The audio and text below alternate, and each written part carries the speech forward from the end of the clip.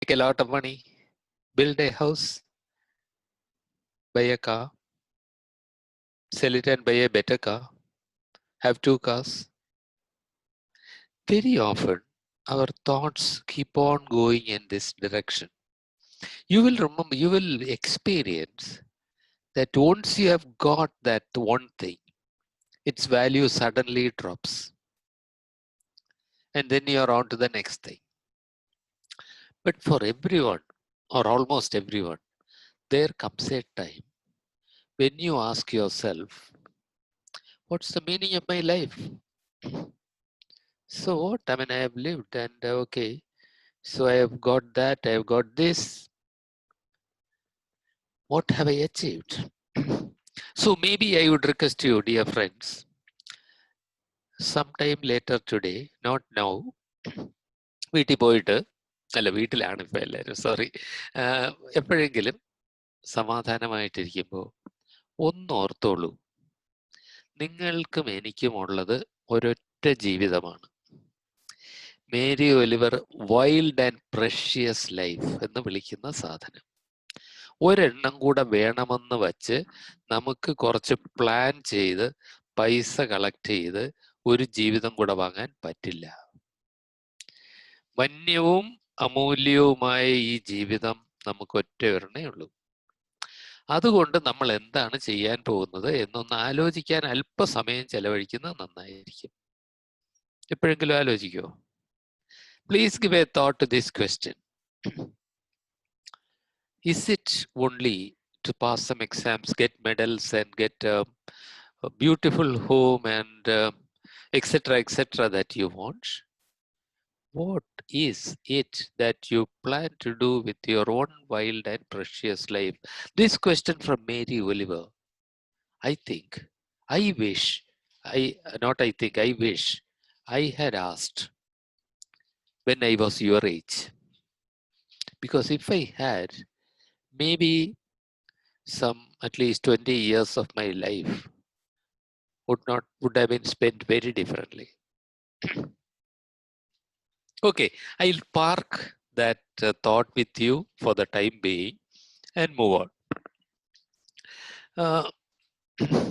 Sorry, just a second.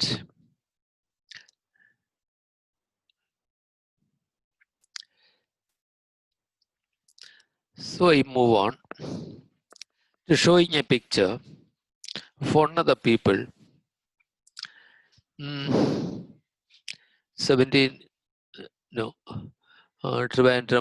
years of Pallium India in Trivandrum. This is one of the tens of thousands of people that we have seen, we have treated. This is the way the majority of our people spend their last few days.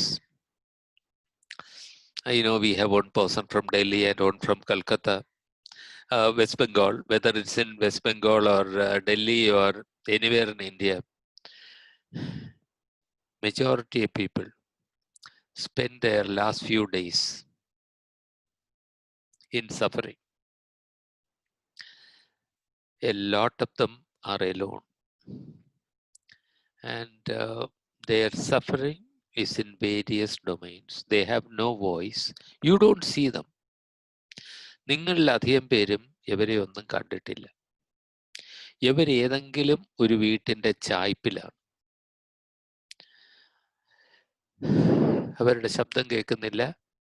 അവര് അവിടെ കിടന്ന് ഏതെങ്കിലും ഒരു രീതിയിൽ ജീവിച്ച് ജീവിതം തീർത്ത് വളരെ ബുദ്ധിമുട്ടി മരിക്കും.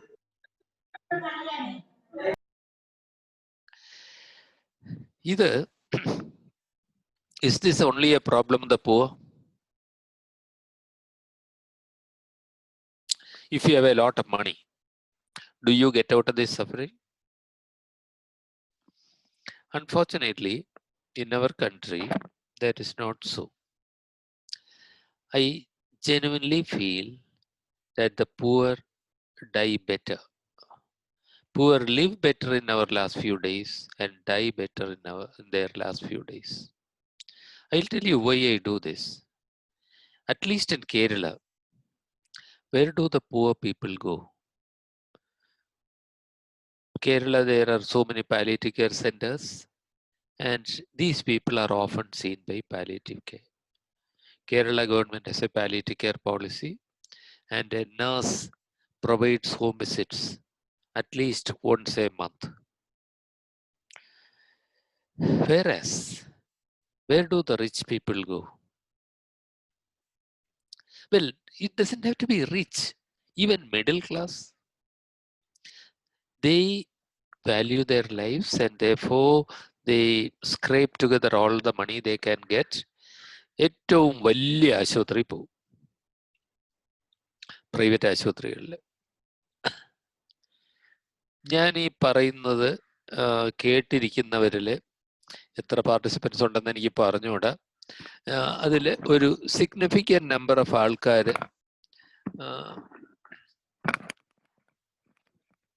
ഒരു മേ ബി 1/5 ഓഫ് ആൾക്കാർക്ക് അറിയാം സ്വന്തം വീട്ടിൽ ഒരു ചികിത്സിച്ച് മാറ്റാൻ ഒക്കാത്ത രോഗം ബാധിച്ച് ഏറെക്കാലം കഴിഞ്ഞ ഒരാളുണ്ടാവും. If not within the family, at least a close relative. Sir, mic adjust. Is that better, Raju? Yes, sir. If not within the family, at least somebody in the extended family, an uncle, an aunt, somebody like that. And every one of them will know that the suffering that the patient goes through, if people are dying in private hospitals today, is of this kind. Nobody dies a decent death. In our country, except for some few exceptions, the vast majority of private hospitals do not have palliative care, and people die alone in intensive care units. You are all young people. Many of you will not be able to think about death. But those who are able to think about one's own death should think, what kind of death would you like? Let me say, okay, I am at my age, I don't have any problem thinking about it. Let me tell you what I want. I know that room that I show on the second picture. It's a lot of facilities. One room would have millions of rupees worth of equipment. It is air conditioned. In the better private hospitals, in the ICUs, there will be one-to-one care, one nurse to one patient. Great, fantastic, isn't it? But if I were to choose between these two kinds of deaths, I would like the first picture, the first man's end. At least somebody to give you a few drops of water when you are thirsty. Not being troubled with a tube in every orifice in the body. Not having to hear the bleeps and alarms all through the day. Look, you're all young, as I said, and I'm sorry to have to tell you about all this suffering that exists in our midst. But I think it's also important. For one thing, because you are going to be social workers, and also because even as ordinary human beings, everybody should know a little bit about these things to avoid calamities within your own family.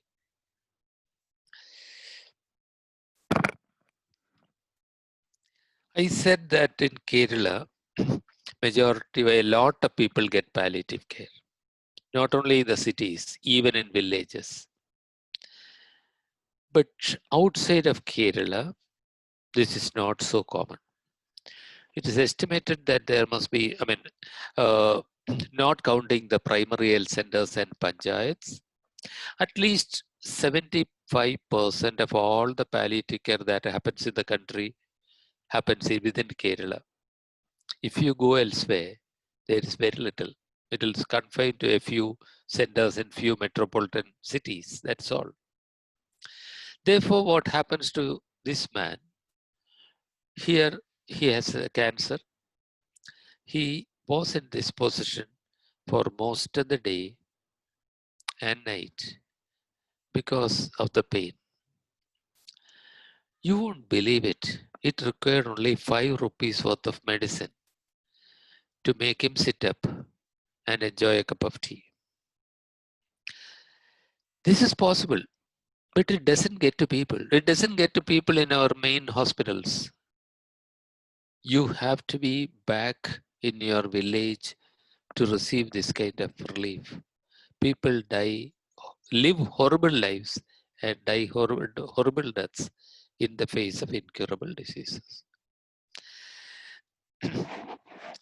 At that point of time, that is when a disease is not curable, keeping on attacking the disease becomes pointless. Instead, what we should be focusing primarily is on quality of life of the patient. The person with the disease should live as good a life as possible. And when the time comes, he must die as good a death as possible. Secondarily, realizing that the whole family is suffering, we will also look after quality of life of the family. This is how the World Health Organization defines palliative care. And ഭയങ്കര നീളം കൂടിപ്പോയില്ലേ, അതുകൊണ്ട് ഞാൻ കുറച്ച് കാര്യങ്ങൾ അവിടെ ചുവന്ന അക്ഷരത്തിൽ എഴുതി കാണിക്കുക കേട്ടോ. സാധാരണ ഞാൻ പറഞ്ഞില്ലേ രോഗത്തിൽ മാത്രം കേന്ദ്രീകരിക്കുന്ന ചികിത്സ എന്ന്. അതിനു പകരം ഇയാൾ എങ്ങനെയാ ജീവിക്കുന്നതെന്ന് നോക്കുക, ജീവിത സൗഖ്യം നോക്കുക. നമ്മൾ പറയുന്നത് രോഗമുള്ള ആളിന് രോഗത്തോടൊപ്പം ഉണ്ടാകുന്ന ദുരിതം ആകുന്നിടത്തോളം മാറ്റി ആകുന്നത് സുഖമായിട്ട് ജീവിക്കാൻ അനുവദിക്കുക. ഇത് നേരത്തെ പറഞ്ഞതുപോലെ it's not only the patient who suffers, the whole family is suffering.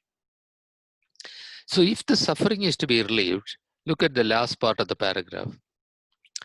വേദന ചികിത്സിക്കണം, മറ്റ് ശാരീരിക ബുദ്ധിമുട്ടുകൾ ചികിത്സിക്കണം. ഇപ്പൊ കോവിഡിന്റെ കാലമാണ്. ഏറ്റവും കൂടുതൽ ആളുകൾ കോവിഡ് കൂടിയ ആളുകൾക്കുണ്ടാകുന്നത് ശ്വാസം മുട്ടാണ്, ശരീരവേദന, ശ്വാസം മുട്ട്, മാനസിക വിഭ്രാന്തി. അതെല്ലാം അതായത് രോഗത്തിനെ ചികിത്സിച്ചാൽ പോരാ, ബുദ്ധിമുട്ടിനെ മാറ്റാൻ ശ്രമിക്കണം. പിന്നെ സൈക്കോളജിക്കൽ, സോഷ്യൽ ആൻഡ് സ്പിരിച്വൽ ഇഷ്യൂസിനെ ട്രീറ്റ് ചെയ്യണം. സൈക്കോളജിക്കൽ ഇഷ്യൂസ് ഡിപ്രഷൻ ആവാം, ആങ്സൈറ്റി ആവാം, ഗിൽറ്റ് ആവാം, ഡിനയൽ ആവാം. സോഷ്യൽ ഇഷ്യൂസോ ശരിക്കും പറഞ്ഞാൽ ഞങ്ങളെ ഡോക്ടർമാരെ പറ്റി ഒരു സാധാരണ പറയപ്പെടാറുള്ള ക്രിറ്റിസിസം, പട്ടിണി കിടക്കുന്നവനും പോയി 3 നേരം ആഹാരം കഴിച്ചിട്ട് കഴിക്കാൻ ഗുളിക കൊടുക്കും. അവന് 1 നേരം ആഹാരം കിട്ടുന്നില്ലെങ്കിൽ അതിനെപ്പറ്റി ഒന്നും ചെയ്യില്ല. ഇത്തരം സോഷ്യൽ ഇഷ്യൂസ് ഉണ്ട്. പോവർട്ടിയാണ് നമ്മുടെ നാട്ടിലെ നമ്മളെല്ലാം അപമാനം കൊണ്ട് തല താഴ്ത്തേണ്ട ഒരു സോഷ്യൽ റിയാലിറ്റി. Social issues. പിന്നെ സ്റ്റിഗ്മ കേൾക്കാറില്ലേ? കോവിഡ് വന്നവരുടെ ഫാമിലിയെ ഒറ്റപ്പെടുത്തി കഷ്ടപ്പെടുത്തുന്ന കഥകൾ. അവരുടെ വീട്ടിലേക്ക് ഫുഡ് സെർവ് ചെയ്യാൻ പോലും സമ്മതിക്കാതെ അവരെ ഇംപ്രസൺ ചെയ്യുന്ന അവസ്ഥകൾ. അപ്പോൾ അങ്ങനെ പലതും ആവാം. ഈ സോഷ്യൽ ഇഷ്യൂസിൻ്റെ കൂട്ടത്തിൽ ആ ഫാമിലിയുടെ സോഷ്യൽ ഇഷ്യൂസോ, കുട്ടികൾക്ക് സ്കൂളിൽ പോകാൻ വയ്യാതാവും, രോഗം, അപ്പന് രോഗം വന്നു കഴിഞ്ഞു, ജൂൺ മാസത്തിൽ അല്ല മെയ് മാസത്തിൽ കൊടയും ബുക്കും വാങ്ങിക്കാൻ പൈസ ഇല്ല എന്നുള്ളതുകൊണ്ട് എത്ര കുട്ടികളാണ് നമ്മുടെ നാട്ടിൽ പഠനം നടത്തുന്നത്. അപ്പോൾ ഇതൊക്കെ. പിന്നെ സ്പിരിച്വൽ ഇഷ്യൂസ്. ഞാൻ വിഷയം ഒന്ന് മാറ്റി ഒരു സംശയം ചോദിക്കട്ടെ. ഞാൻ നിങ്ങളൊക്കെ ഇൻട്രൊഡ്യൂസ് ചെയ്യുമ്പോൾ എനിക്കത് മനസ്സിലായില്ല. എനിക്ക് ഭയങ്കര ഇഷ്ടപ്പെട്ടു, പക്ഷെ കാര്യം മനസ്സിലായില്ല. അതിൻ്റെ ബാക്ക്ഗ്രൗണ്ട്. ഒരുപാട് പേര് സ്വയം ഇൻട്രൊഡ്യൂസ് ചെയ്യുന്നത് മനസ്സ് നന്നാവട്ടെ എന്ന് ആശംസിച്ചിട്ടായിരുന്നു. ബാബു, ഇത് എന്താണ് അതിന്റെ ബാക്ക്ഗ്രൗണ്ട്? ഇത് NSSന്റെ ഒരു ലോഗോ ഒരു വാചകമാണത്. മനസ്സ് നന്നാവട്ടെ എന്ന് പറഞ്ഞുകൊണ്ടാണ് അവരെല്ലാ പരിപാടികളും സ്റ്റാർട്ട് ചെയ്യുന്നതും. അവരുടെ ഒരു പ്രത്യേക രീതിയിലുള്ള ഒരു ഗ്രീറ്റിംഗ് ആണ്. വളരെ എനിക്ക് ഭയങ്കരമായിട്ട് ഇഷ്ടപ്പെട്ടു കേട്ടോ. എനിക്ക് അറിഞ്ഞുകൂടായിരുന്നത്. അതായത് ഞാൻ മറ്റേ ഇന്നാള് നമ്മുടെ വോളണ്ടിയേഴ്സിന്റെ ഒരു സംഗമത്തിനൊരു പ്രാർത്ഥന പാടിയിട്ട് തുടങ്ങിയില്ലേ, നന്മയാകുന്ന കാന്തി കാണുവാൻ കണ്ണിനാകേണമെന്ന്. അതുപോലെ മനസ്സ് ശരി നന്നാവട്ടെ.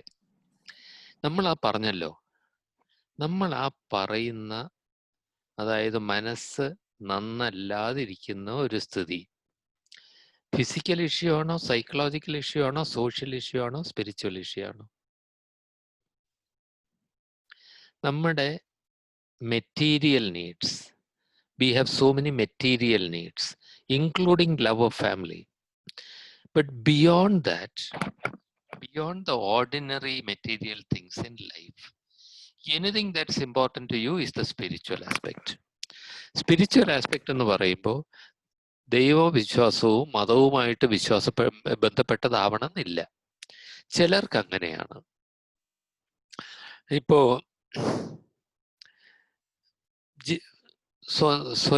സ്വന്തം വ്യക്തിയെ ഈ ലോകവുമായിട്ട് കണക്ട് ചെയ്യുന്ന ഏറ്റവും പ്രധാനപ്പെട്ട കാര്യം എന്താണെന്ന് ചോദിച്ചാൽ പലരുടെ മറുപടി പലതായിരിക്കും. ബാബു രണ്ടാമതൊന്നും ആലോചിക്കാതെ പറഞ്ഞു എന്നിരിക്കും, it's God, it's my faith. For some people it's a religious rituals, for many people it need not be. It is the pleasure that they get out of helping somebody else, many things. So it's also about meaning of life. ഞാൻ ആദ്യം ഒരു ചോദ്യം ചോദിച്ചല്ലോ, what is it you plan to do with your own wild and precious life? അത് ചോദിച്ചിട്ട് I also mentioned this, that those who keep trying only for material things at some point of time feel lost. My good God, I have got this and that, but what does it mean? Nobody wants me, nobody loves me. What does my life matter? No. So those things that are beyond the material are the spiritual issues, including what connects you to the universe and what gives you meaning and purpose of life. So all these issues can cause a lot of suffering: physical, psychological, social and spiritual. അപ്പോൾ രോഗാവസ്ഥയിലുള്ള വ്യക്തിയുടെ ഈ elements suffering എന്താണെന്ന് മനസ്സിലാക്കി മാറ്റുന്നതാണ് palliative care. ആദ്യം വന്ന് തലകുത്തി നിൽക്കുന്ന മനുഷ്യന് അയാളുടെ വേദന മാറ്റുക, അതില്ലാതെ അയാൾക്ക് വേറെ ഒന്നും ചെയ്യാനൊക്കില്ല. പക്ഷെ വേദന മാറിക്കഴിഞ്ഞാൽ നേരത്തെ കാണിച്ച ICU യൂണിറ്റിൽ കിടന്ന് മരിക്കുന്ന മനുഷ്യൻ ആ ICU യൂണിറ്റിൽ നിന്ന് അയാളെ രക്ഷപ്പെടുത്തി കുടുംബത്തിൻ്റെ അടുത്തെത്തി മക്കളുടെയൊക്കെ ഓരോ ഉമ്മയും വാങ്ങി യാത്ര പറഞ്ഞ് പോകാൻ സാധിച്ചാൽ അതും ഒരു വലിയ കാര്യമാണ്, ഒരു സ്പിരിച്വൽ നീഡാണ്. ഞാൻ ഒരു സെക്കൻഡ് നിർത്തി വെച്ചാൽ ഇതുവരെ പറഞ്ഞതിനെ പറ്റി ആർക്കും ഞാൻ 2 മിനിറ്റ്, 1 മിനിറ്റ് അല്ല 2 മിനിറ്റ് നിർത്തി വയ്ക്കാം. ഇതുവരെ പറഞ്ഞതിനെ പറ്റി ആർക്കെങ്കിലും ചോദ്യങ്ങളോ ക്വസ്റ്റ്യൻസോ ഉണ്ടെങ്കിൽ, any questions or comments, please put it upon the chat box and share with us. Raju, I suppose in your rehearsal everybody has understood how to send a chat comment or a question. Yes, sir. They have marked their attendance through chat only. Okay.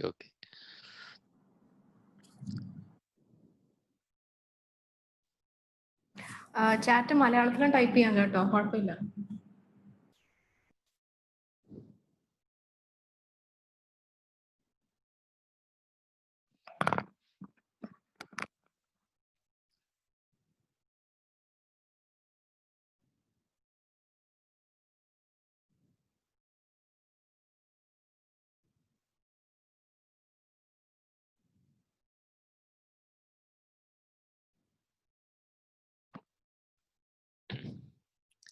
Raju, ഞാൻ എൻ്റെ സ്ക്രീനിലൊന്നും കണ്ടില്ല, വല്ലതും വന്നിട്ടുണ്ടോ? Sir, വേദന മാറ്റുക എന്നത് മാത്രമാണോ palliative care? Ultimate aim എന്താണ്? അല്ല, അപ്പൊ ഞാൻ ഇതിപ്പോ പറഞ്ഞത് വെച്ചിട്ടേ ഇതാരാ ചോദിച്ച്? ഷാദിക ഷഫീഖ്. സാർ ഞാനാണ് ചോദിച്ചത്. അത് ആ. അങ്ങനെയല്ല സംസാരിച്ചോട്ടെ സാർ? പറയൂ. സാറ് പറഞ്ഞല്ലോ ഇപ്പോ അതായത് ബന്ധുക്കളിലേക്ക് എത്തുക എന്നതും ഉണ്ട്, വേദന മാറ്റുക എന്നതും ഉണ്ട്, സൈക്കോളജിക്കൽ സ്പിരിച്വൽ ഇതെല്ലാം പറഞ്ഞെങ്കിലും നമ്മൾ എടുത്തു പറയുന്നത് ഈ പെയിൻ എന്ന് പറയുന്ന ഒരു ഇതിലാണല്ലോ. അപ്പൊ അത് മാത്രമാണോ ആ ഒരു 4 കെട്ടിലെ ഏറ്റവും ഇമ്പോർട്ടൻസ് പെയിൻ ആണോ എന്നുള്ളതാണ് ഞാൻ ചോദിച്ചത്. അതെ, അത് അങ്ങനെയല്ല. അത് ഒറ്റ വാക്കിൽ ഞാൻ മറുപടി പറഞ്ഞാൽ അല്ല എന്ന് പറയും ഷാദിയ. പക്ഷേ വേദന, ശാരീരിക വേദന കഠിനമാവുമ്പോൾ നമ്മുടെ മനസ്സിൽ വേറൊന്നിനും സ്ഥലമില്ലാതാവുന്നു. പല രോഗങ്ങളിലും ഏറ്റവും കൂടുതൽ മനുഷ്യനെ ബുദ്ധിമുട്ടിക്കുന്ന കാര്യം വേദനയാണ്. ഞാൻ നേരത്തെ കാണിച്ച തലകുത്തി നിൽക്കുന്ന മനുഷ്യന്റെ ഫാമിലി പറയുന്നത്, ഇത് എന്ത് സ്നേഹമുള്ള ആളായിരുന്നു അച്ഛൻ. അച്ഛൻ ഇപ്പോ ഞങ്ങളുടെ കാര്യത്തിലൊന്നും ഒരു ചിന്തയുമില്ല, എപ്പോഴും ഇങ്ങനെ നിൽക്കും. ഞങ്ങൾ ആരെങ്കിലും ഉറങ്ങുന്നത് പോയാൽ അച്ഛന് ദേഷ്യമാണ്. അതായത് സ്വഭാവം പോലും മാറിപ്പോവും. Pain is all consuming, it leaves no space for anything else. പക്ഷേ Shadia and others, when the pain is relieved, all the other things come to the surface. Pain മാറിയാൽ ഉടനെ അപ്പോഴ് the man is immensely relieved, വളരെ സന്തോഷമാവും. പക്ഷെ ആ സന്തോഷം ജീവിതകാലം പിന്നെ നിൽക്കുന്നില്ല, കാരണം മറ്റതെല്ലാം പ്രശ്നം തന്നെയാണ്. അപ്പോൾ ഷാദിയുടെ ചോദ്യത്തിന് മറുപടി, തീർച്ചയായിട്ടും വേദന മാത്രമല്ല പ്രശ്നം. പക്ഷെ വേദനയുള്ളയാളിന് അത് മാറ്റാതെ ബാക്കി പ്രശ്നങ്ങൾ നമുക്ക് മനസ്സിലാക്കാനോ എന്തെങ്കിലും ചെയ്യാനോ സാധിച്ചില്ലെന്ന് വരും. Thank you sir. വേറെ ചോദ്യമൊന്നും വന്നില്ലെങ്കിൽ ഞാൻ അങ്ങോട്ട് മുമ്പോട്ട് നീങ്ങാം. രാജു. അമൽ സലീം സംസാരിക്കാമോ?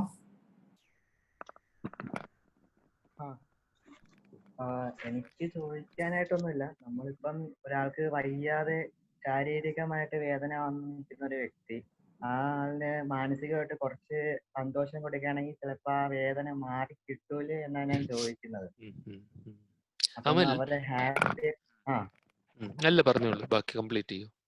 അപ്പൊ അവരെ ഒന്ന് ഹാപ്പി ആക്കാൻ നോക്കുകയാണെങ്കിൽ കുറച്ചു നേരമെങ്കിലും അവർക്ക് ആ വേദന മറന്ന് നമ്മോട് ചിരിച്ച് നിക്കത്തില്ലേ? ഇത് അമൽ ഒരു ഡിസ്ട്രാക്ഷൻ. നമ്മൾ വേറെ എന്തെങ്കിലും രീതിയിൽ, അമലിന് നല്ല തലവേദന വന്നിരിക്കുന്ന സമയത്താണെങ്കിൽ പെട്ടെന്ന് വളരെ ഇഷ്ടമുള്ള കുറച്ച് കാര്യങ്ങൾ ചുറ്റും നടന്നാൽ കുറച്ചു നേരം തലവേദന മറക്കും. You will be happier. Amal ചോദിച്ചത് ശരിയാണ്. പക്ഷേ പല രോഗാവസ്ഥയിലും ക്യാൻസർ ഉൾപ്പെടെ വരുന്ന കഠിനമായ വേദന, ഞാൻ when I said it leaves no space for anything else എന്ന് പറഞ്ഞത്, ഒരാള് വേദനയെ ഡിസ്ക്രൈബ് ചെയ്തത്, എൻ്റെ എല്ലിനകത്തേക്ക് ചുട്ടുപഴുത്ത ഒരു ഇരുമ്പ് കമ്പി കുത്തിക്കയറ്റിയിട്ട് ഇങ്ങനെ ആരോ ഇളക്കുന്നത് പോലെയാണ് തോന്നുന്നത്. അതുപോലെ കഠിനമായ ഒരു വേദനയോ സഫറിങ്ങോ ഉള്ളവർക്ക് ഈ അമലിൻ്റെ തമാശ കേൾക്കാൻ താല്പര്യമില്ല. അമല് സ്നേഹം കൊടുത്താലും തിരിച്ച് ദേഷ്യമായിരിക്കും കിട്ടുക, ഇറിറ്റേഷൻ വരും. ഇവർക്കൊന്നും മനസ്സിലാവുന്നില്ലേ, മോന് മനസ്സിലാവുന്നില്ലേ എനിക്ക് എന്ത് മാത്രം വിഷമമാണെന്ന്. അപ്പോ ഭയങ്കരമായിട്ട് ഒരു ലെവല് വരെ സഫറിങ്ങിനെ ഡിസ്ട്രാക്ഷൻ കൊണ്ട് ഷോർട്ട് ടേമിൽ മാറ്റി നിർത്താം. പക്ഷെ വേദനയോ മറ്റു ദുരിതമോ ഒരളവ് കഴിഞ്ഞാൽ വേറൊരു മാർഗത്തിൽ മാറ്റാൻ പറ്റില്ല. സ്വയം ഒരുപാട് സ്പിരിച്വൽ ശക്തിയുള്ള ആളിന് കുറേയൊക്കെ പറ്റിയേക്കും. പക്ഷെ അങ്ങനെയുള്ളവരുടെ കഥകൾ പോലും വായിച്ചാൽ മനസ്സിലാവും, ശാരീരിക പ്രശ്നം ഒരു ലെവല് കഴിഞ്ഞ് അതിനെ ആത്മീയമായിട്ട് കൈകാര്യം ചെയ്യാൻ പറ്റുന്ന മനുഷ്യർ ചുരുക്കമായിരിക്കും. ഉണ്ടായിരിക്കാം, ഞാനിന്നുവരെ കണ്ടിട്ടില്ല.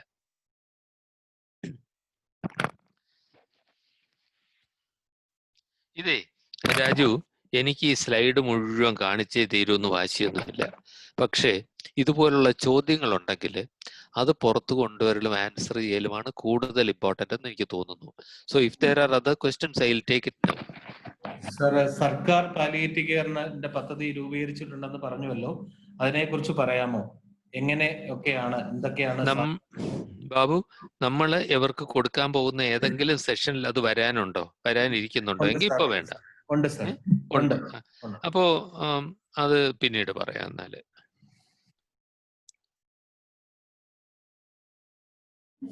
സാർ ഇതുവരെ ചാറ്റ് ഒന്നും ഇല്ല സാർ, സാറിന് കണ്ടിന്യൂ. ഓ സോറി.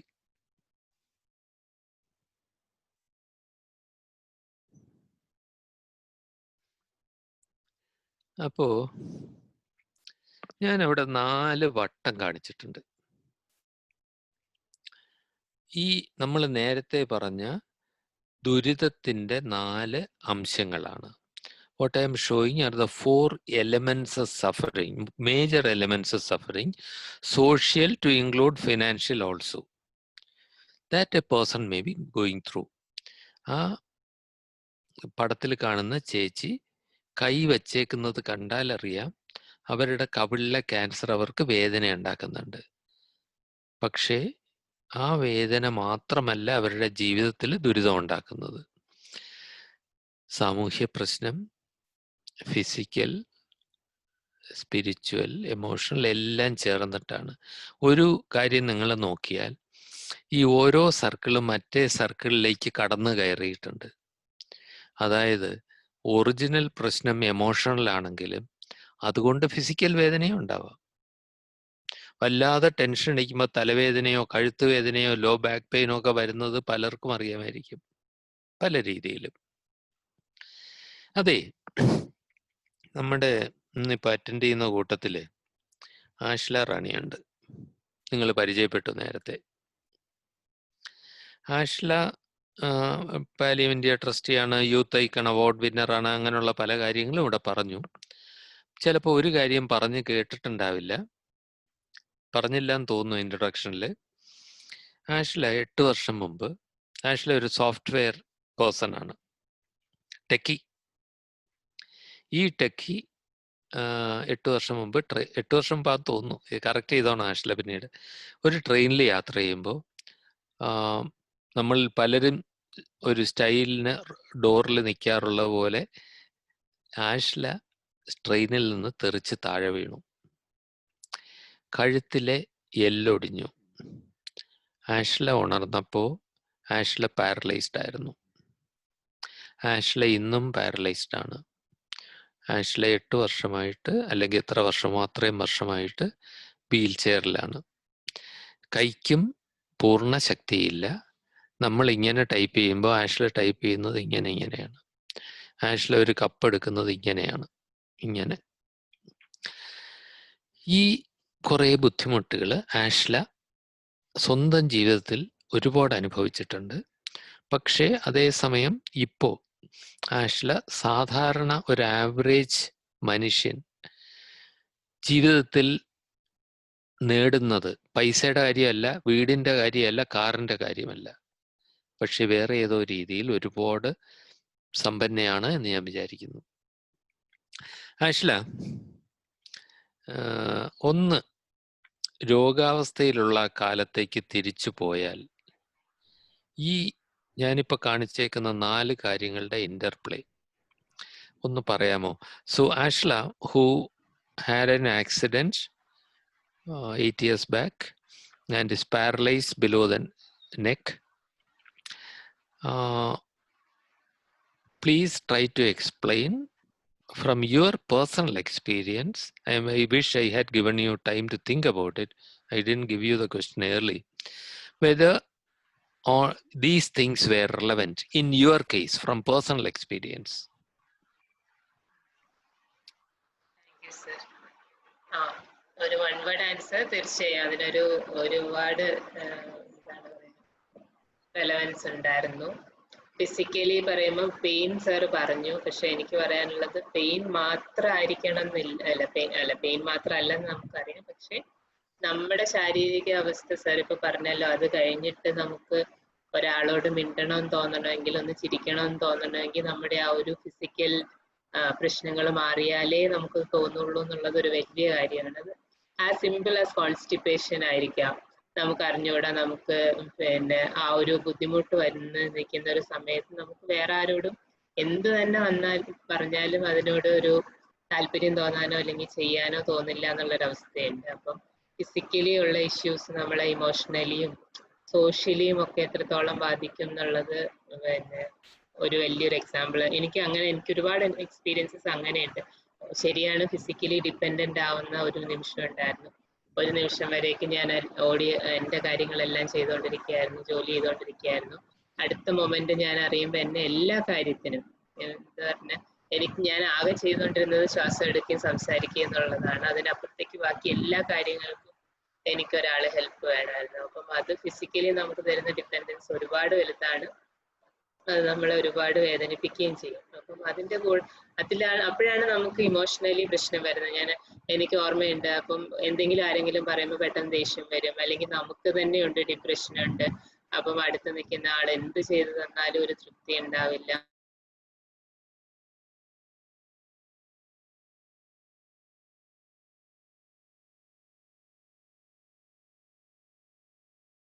കാരണം അവരെ സംബന്ധിച്ചിടത്തോളം അവർ ഒരുപാട് സഫർ ചെയ്യുന്നുണ്ട് ആസ് എ ഫാമിലി ഒരുപാട് സഫർ ചെയ്യുന്നുണ്ട്. പക്ഷെ എനിക്കതൊരിക്കലും കാണാനോ അല്ലെങ്കിൽ അതിനോട് അങ്ങനെയാണെന്ന് പറഞ്ഞ് എന്താണ് പറയാ മനസ്സിലാക്കി അതിനനുസരിച്ച് പെരുമാറാനോ പറ്റുന്ന ഒരവസ്ഥ ഉണ്ടായിരുന്നില്ല. പിന്നെ സോഷ്യലി ഒക്കെ വീൽ ചെയർ ഉപയോഗിക്കുന്ന ഒരാള് അല്ലെങ്കിൽ സോഷ്യൽ ഒരു എക്സ്ക്ലൂഷൻ എന്ന് പറയുന്നത് ഞാനത് അന്ന് മാത്രമല്ല, അക്യൂട്ട് ഫേസിൽ ഒരു ട്രീറ്റ്മെന്റ് നിന്ന സമയത്ത് മാത്രമല്ല ഇന്നും നമ്മൾ കാണുന്നുണ്ട്. അപ്പൊ വീൽ ചെയറിൽ ഒരാൾ ഇറങ്ങിക്കഴിഞ്ഞാൽ നമ്മൾ അവരെ തുറച്ചു നോക്കും, അല്ലെങ്കിൽ എന്ത് പറ്റിയെന്ന് ഉടനെ ചോദിക്കും. പിന്നെ നമുക്ക് എങ്ങനെ അവരോട് പെരുമാറേണ്ടതെന്ന് അറിയാൻ പാടില്ല. അതുകൊണ്ട് നമ്മൾ പലപ്പോഴും വേദനിപ്പിക്കുന്ന രീതിയിൽ പെരുമാറും. അത് ഞാൻ മാത്രമല്ല, എൻ്റെ കൂടെയുള്ള വീൽ ചെയർ ഉപയോഗിക്കുന്ന എല്ലാവരും ഒരു പരിധിവരെ ഈ സമൂഹത്തിൽ അനുഭവിക്കുന്ന ഒരു കാര്യമാണ്. പിന്നെ ഇനിയിപ്പോ എന്താ ചെയ്യാൻ? ഇത്രയും നാളും ഞാൻ എന്തൊക്കെയോ ചെയ്തുകൊണ്ടിരുന്നു. ഒന്നുമില്ലെങ്കിലും എനിക്ക് വേണ്ടി ജോലി ചെയ്ത് എനിക്ക് സമ്പാദിക്കുകയെങ്കിലും ഞാൻ ചെയ്തിരുന്നു. ഇപ്പൊ ഇനി അങ്ങോട്ടേക്ക് എനിക്ക് ഒന്നും ചെയ്യാനില്ല. ഞാൻ ചുമ്മാ മരിച്ചതുപോലെ കിടക്കുക എന്നുള്ളത് മാത്രമേ ഉള്ളൂ. അപ്പോഴാണ് നമ്മള് എന്തിനാണ് ജീവിച്ചിരിക്കുന്നത്, അല്ലെങ്കിൽ എന്താണ് ജീവിതത്തിന്റെ അർത്ഥം എന്നൊക്കെ ചിന്തിച്ചു തുടങ്ങുന്നത്. നമുക്ക് വേറെ ഒന്നുമില്ല, വേറെ ഒന്നും മനസ്സിലാക്കാനില്ല, അല്ലെങ്കിൽ വേറെ ഒന്നും ആലോചിക്കാനില്ല. കഴിക്കുന്നു, ആരെങ്കിലും വാരിത്തന്ന് കഴിക്കുന്നു, അത് കഴിഞ്ഞിട്ട് നമ്മൾ ഇങ്ങനെ കിടക്കുന്നു. അപ്പം ഇനി എന്താണെന്നുള്ളത്, അല്ലെങ്കിൽ എന്തിനാണ് ഈ ജീവിതം എന്നുള്ളതും ചിന്തിച്ചു തുടങ്ങുമ്പോഴാണ് നമ്മുടെ ആ ഒരു സ്പിരിച്വൽ ഇഷ്യൂസ് ഒക്കെ പുറത്തു വരുന്നത്. ഒരുപക്ഷെ അതുകൊണ്ടാണ് ഞാൻ പാലിയം ഇന്ത്യയിൽ എത്തിപ്പെട്ടത്. എനിക്ക് വീട്ടിൽ പോവണ്ട, വീട്ടിൽ പോയാൽ ഞാൻ ചുമ്മാ കട്ടിലേ കിടക്കുകയുള്ളൂ. അതിനെ ഒരു ജീവിതം എന്ന് വിളിക്കാൻ വേണ്ടിയിട്ട്, ലൈഫ് എന്ന് വിളിക്കാൻ വേണ്ടിയിട്ട് എനിക്ക് ഒരിക്കലും പറ്റുന്നുണ്ടായിരുന്നില്ല. അതൊരു എക്സിസ്റ്റൻസ് എന്നുള്ള രീതിയിൽ മാത്രമേ എനിക്ക് കാണാൻ പറ്റിയിരുന്നുള്ളൂ. അപ്പം എന്തെങ്കിലും ചെയ്യണം, അല്ലെങ്കിൽ എന്തെന്നുള്ളത് ഒരിക്കലും ഒരു വലിയ പ്രാധാന്യമുള്ള കാര്യമായിരുന്നില്ല. എനിക്കും ഉപകാരമുള്ളത് എന്നാൽ മറ്റുള്ളവർക്ക് ഉപകാരമുള്ള എന്തെങ്കിലും ചെയ്യണം, വെറുതെ കട്ടിലിൽ കിടന്നു പോകരുത് എന്നുള്ള ഒരു ചിന്ത മാത്രമാണ് എന്നെ പാലിയം ഇന്ത്യയിലും പാലിയേറ്റീവ് കെയറിലും ഒക്കെ കൊണ്ട് എത്തിച്ചത്. അപ്പം അത് നമ്മൾ ആ ഒരു അവസ്ഥയിൽ നിൽക്കുമ്പോൾ അതിന് ഒരുപാട് പ്രാധാന്യമുണ്ട്. ഇതെല്ലാം ഞാൻ അനുഭവിച്ചിട്ടുണ്ട്. അതിനകത്ത് ചിലതൊക്കെ ഞാൻ ഇപ്പോഴും അനുഭവിക്കുന്നുണ്ട്. അപ്പം അത് എത്രത്തോളം ഇന്റർ കണക്റ്റഡ് ആണെന്ന് ഇതിൽ കൂടുതൽ നിങ്ങളോട് എങ്ങനെയാ പറഞ്ഞു തരേണ്ടത്? മേ ബി ഇനി നമ്മൾ കുറച്ചും കൂടെ പോകുമ്പോൾ കുറച്ചും കൂടെ കൂടുതൽ ആൾക്കാരെ കാണുമ്പോഴും പഠിക്കുമ്പോഴും ഒക്കെ കൂടുതൽ മനസ്സിലാവും എന്ന് എനിക്ക് ഉറപ്പാണ്. എനിക്കൊരു എക്സാമ്പിൾ പറയാനുള്ളത്, ഇതിനകത്ത് നമ്മളെ കാണാൻ മറന്നു പോകും. മെഡിക്കൽ സിസ്റ്റം ഇപ്പോൾ ഒരു അസുഖം വന്നു കഴിഞ്ഞാൽ എന്നെ എപ്പോഴും ആ പേഷ്യന്റ് എന്ന് പറഞ്ഞാൽ അവർ കേസേ കാണുന്നുള്ളൂ. സ്പൈനൽ കോഡ് ഇഞ്ചുറി എന്ന് കാണും, ക്വാഡ്രിപ്ലീജിയ എന്ന് കാണും, അല്ലെങ്കിൽ ഫിസിയോതെറാപ്പി സെന്ററിൽ പോകുമ്പോഴും ആ റൂമിലെ പേഷ്യന്റ് എന്ന് കാണും. അപ്പം അങ്ങനെ പേഷ്യന്റ് മാത്രമായിട്ട് കാണുമ്പം നമ്മൾ ആരാന്ന് മറന്നു പോകും. പലപ്പോഴും എനിക്കൊരു ഉണ്ടായിരുന്നു, പല ഡോക്ടേഴ്സും എൻ്റെ അടുത്ത് പല രീതിയിൽ മോശമായിട്ട് പെരുമാറിയപ്പോഴും അല്ലെങ്കിൽ കൺസിഡർ ചെയ്യാതിരുന്നപ്പോഴും ഒരു ഡോക്ടർ എൻ്റെ അടുത്ത് എപ്പോഴും വന്നിട്ട് എന്തായിരുന്നു മുന്നേ ചെയ്തുകൊണ്ടിരുന്നത്, അതിനി ചെയ്തുകൂടെ എന്ന് എൻകറേജ് ചെയ്യുമായിരുന്നു. എൻ്റെ ഫിസിയോതെറാപ്പി സെന്ററിലാണെങ്കിലും ഓക്കെ, എന്താണ് പണ്ടത്തെ ജോലി, എന്ത് തിരിച്ചു പോകാത്തത്, അത് ചെയ്തുകൂടെ, അല്ലെങ്കിൽ അവർ വന്നിട്ട് എനിക്ക് എന്തെങ്കിലും ചെയ്യാൻ തരും, ഓക്കെ ഇതെനിക്ക് ചെയ്തു തരുമോ, കമ്പ്യൂട്ടർ ഉണ്ടല്ലോ എനിക്ക് എന്നെ ഒന്ന് ഹെൽപ്പ് ചെയ്യുമോ എന്ന് പറയുമ്പോൾ അങ്ങനത്തെ കുട്ടി കാര്യങ്ങള് എന്നെ എത്രത്തോളം ഒരു വ്യക്തി എന്നുള്ള നിലയിൽ സഹായിച്ചിട്ടുണ്ട് എന്നുള്ളത് എനിക്ക് ഇപ്പോഴും ഓർമ്മയുണ്ട്.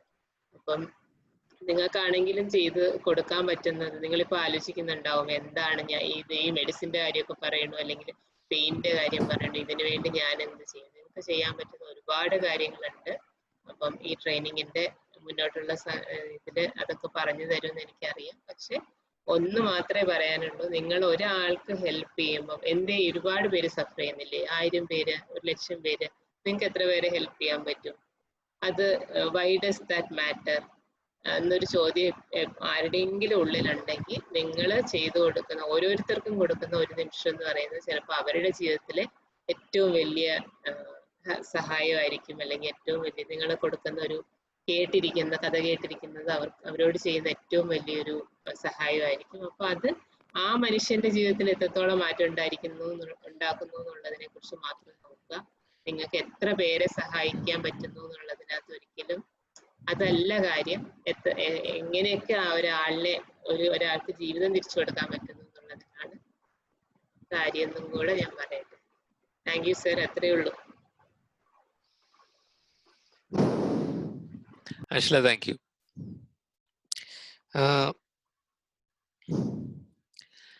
5 മിനിറ്റ് കൂടെ ഉണ്ട് ഞാൻ പോകുന്നതിന് മുമ്പ്. അത് കഴിഞ്ഞ് നിങ്ങൾ തുടരുകയാണെന്ന് എനിക്കറിയാം, പക്ഷെ ഞാൻ വേറൊരു പരിപാടിക്ക് പോകേണ്ടതുകൊണ്ട് ഞാൻ 5 മിനിറ്റിൽ നിങ്ങളുടെ അടുത്ത് നിന്ന് പോകും. ആഷ്ല, ബാബു, ഇവർക്ക് ഒന്ന് എപ്പോഴെങ്കിലും ഇവരുടെ ഈ കോഴ്സ് കഴിയുന്നതിന് മുമ്പ് ആഷ്ലയുമായിട്ട് കുറച്ചുകൂടെ ആശയ സംവേദനത്തിന് ഇവർക്ക് സമയമുണ്ടായാൽ നന്നായിരിക്കുമെന്ന് എനിക്ക് തോന്നുന്നു. ഇപ്പോ ആഷ്ല പറഞ്ഞതിൽ നിന്ന് സുഹൃത്തുക്കളെ, ആഷ്ല പറഞ്ഞല്ലോ ഇത്രയൊക്കെ, ഈ 4 വട്ടത്തില് ഇതെല്ലാം ഒരു പ്രധാനപ്പെട്ട കാര്യങ്ങളല്ലേ? ആഷ്ല, ഇതിലേതാ ഏറ്റവും കൂടുതൽ പ്രധാനം? അങ്ങനെ പറയാൻ പറ്റില്ല സർ. പറയാൻ പറ്റില്ല, ആബ്സല്യൂട്ട്ലി. ഒരു സമയം നമ്മുടെ മനസ്സിനെ ഏറ്റവും വിഷമിപ്പിക്കുന്നതോ അത് അപ്പോഴ് അല്ലേ? നേരത്തെ പറഞ്ഞ പോലെ ഓട്ടോമാറ്റിക്കലി അത് അടുത്തതിലേക്ക് വരും. തീർച്ചയായും ഒരാൾ വന്ന് ഇൻസെൻസിറ്റീവ് ആയിട്ട് ഒരല്പം ക്രൂരമായ ഒരു വാക്ക് പറഞ്ഞാൽ അതുണ്ടാക്കുന്ന എമോഷണൽ പെയിൻ അത് ഇന്റൻസ് ആയിരിക്കും അല്ലേ? Friends, when Ashla says that it is not only one element that's important, but all these 3 elements, then what is my relevance as a doctor? Or what's the relevance of a nurse? What can you do? ഒരു medical scientist എന്നുള്ള ഒരു രീതിയിൽ ഞാൻ രോഗത്തിനെ പറ്റിയുള്ള ശാസ്ത്രം മാത്രം കാണുന്ന ഡോക്ടറാണെങ്കിൽ എനിക്ക് ആ ഫിസിക്കൽ ആസ്പെക്റ്റിന്റെ ഒരു ഭാഗമേ ചെയ്യാനുള്ളൂ. പക്ഷെ ഏത് മനുഷ്യ വ്യക്തിക്കും മറ്റിടത്തെല്ലാം കയറി ചെല്ലാൻ സാധിക്കും. എനിക്ക് സോഷ്യൽ വർക്ക് പഠിക്കുന്നവരോട് ഒരു പ്രത്യേക ബഹുമാനമുള്ളത്, ഏറ്റവും മനുഷ്യ ജീവിതത്തിന്റെ കൂടുതൽ മേഖലകളിലേക്ക് പോകുന്ന പഠനം നിങ്ങളുടെ കയ്യിലാണുള്ളത്. നിങ്ങൾ കുറച്ച് കൗൺസിലിംഗ് പഠിക്കും, കുറച്ച് മനുഷ്യരെ പറ്റി പഠിക്കും. ഞങ്ങളെപ്പോലെ കോശങ്ങൾക്കകത്ത് കയറി സെല്ല് മാത്രം നോക്കുന്നവരല്ല. ഞാൻ ഈ പറഞ്ഞത് ഇന്ന് ഒരു സന്ദേശം ഉണ്ടെങ്കിൽ അതെനിക്ക് തോന്നുന്നത്, രോഗാവസ്ഥയെ എന്ത് ചെയ്യണം എന്നുള്ളതിന് ഞങ്ങൾ ഡോക്ടർമാരും നഴ്സുമാരും കൈയടക്കി വെച്ചേക്കാണ് ഇപ്പോൾ. പക്ഷേ ഞങ്ങൾക്ക് ചെയ്യാനുള്ളത് വളരെ പ്രധാനമാണ്, അത് സംശയമില്ല. പക്ഷേ ഞങ്ങൾ ചെയ്യുന്നതിനേക്കാളും കൂടുതൽ ഒരു വ്യക്തിയെ ഹെൽത്തി ആക്കാൻ, ഹെൽത്ത് എന്ന് പറഞ്ഞാൽ physical, social and mental wellbeing ആണ്. ആ വെൽബീയിങ് ഉണ്ടാക്കാൻ പലപ്പോഴും മിക്കവാറും എന്നെക്കാളും കഴിവുള്ളത് ഒരല്പസമയം ആ വ്യക്തിയുടെ കൂടെ ചെലവഴിക്കുന്ന മറ്റൊരു മനുഷ്യനാണ്, ഒരു ഹ്യൂമൻ ബീയിങ്ങിനാണ്. So I think never underestimate what you are capable of. Never underestimate whatever you are capable of. You are capable of a lot. I hope you will give this importance. ഇത് നിങ്ങൾ ഈ course പഠിച്ചു കഴിയുമ്പോൾ പ്രയോജനം നിങ്ങൾ വേറെ എവിടെയെങ്കിലും ഉള്ള ഒരു പേഷ്യൻറ്റിന് മാത്രം ആവണം, ഒരു ആശുപത്രിയിലെ രോഗിക്കോ മറ്റോ ആവണമെന്നില്ല. നിങ്ങൾ വീട്ടിൽ പോകുമ്പോൾ ഇത് നിങ്ങൾ അറിയും. അവിടെ ഒരു മുറിയിൽ മുത്തശ്ശി കിടക്കുന്നുണ്ടാകും. അപ്പോൾ ഹോളിഡേക്ക് വീട്ടിൽ പോകുമ്പോൾ അല്ലെ വീക്കെൻഡിന് വീട്ടിൽ പോകുമ്പോൾ മുത്തശ്ശി ഹലോ എന്ന് പറഞ്ഞിട്ട് ഒരു പറ്റിയാൽ ഒരു ഉമ്മയും കൊടുത്തിട്ട് ഓടി അങ്ങ് പോകും. വേറെ എന്തെങ്കിലും പല പരിപാടികളാണ്. അതിനു പകരം ആ വ്യക്തി എത്രമാത്രം ഒറ്റയ്ക്കായിരിക്കുമെന്നൊന്ന് ആലോചിച്ച് നോക്കൂ.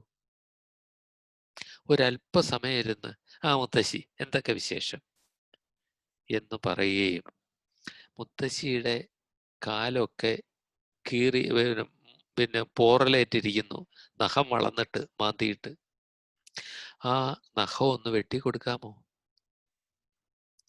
ആ മുത്തശ്ശിയുടെ കാല് പോറിയിരിക്കുന്നു, ചൊറിച്ചിൽ വന്നിട്ട് ഡ്രൈ സ്കിന്നാണെങ്കിൽ ഒരല്പം വാസലൈൻ ക്രീം അവിടെ ഇട്ടൊന്ന് മസാജ് ചെയ്ത് കൊടുക്കാമോ? എന്തൊരു വ്യത്യാസമായിരിക്കും ആ വ്യക്തിയുടെ ജീവിതത്തിൽ വരിക. ഈ പറയുന്ന ഓരോ കാര്യവും നമ്മുടെ എല്ലാം ജീവിതത്തിൽ, സ്വന്തം റിലേഷൻഷിപ്സിൽ, അതിൽ നിന്ന് നിങ്ങൾ തമ്മിലുള്ള റിലേഷൻ ഏതുമാതിരിയാ ഗ്രോ ചെയ്യാൻ പോകുന്നത്? ആ മുത്തശ്ശിയുടെ കുട്ടിക്കാലത്തിനെ പറ്റി പറഞ്ഞു തരൂ എന്ന് പറഞ്ഞാൽ നിങ്ങൾ ചിലപ്പോൾ അത് തുടർന്ന് കിട്ടുന്ന സന്ദേശം ജീവിതത്തിൽ ഏറ്റവും പ്രഷ്യസ് കുറെ ലെസൺസ് ആയിരിക്കും കിട്ടുക. പിന്നെ ഞാൻ ആദ്യം കാണിച്ച സ്ലൈഡിലേക്ക് ഒന്നുകൂടെ പോകാൻ പോവുകയാണ്. മേരി ഒലിവറിന്റെ പോയ ഒന്നുകൂടെ ഓർമ്മിപ്പിക്കുകയാണ്, എപ്പോഴെങ്കിലും ഇരുന്ന് ഇതൊന്ന് ആലോചിക്കണം.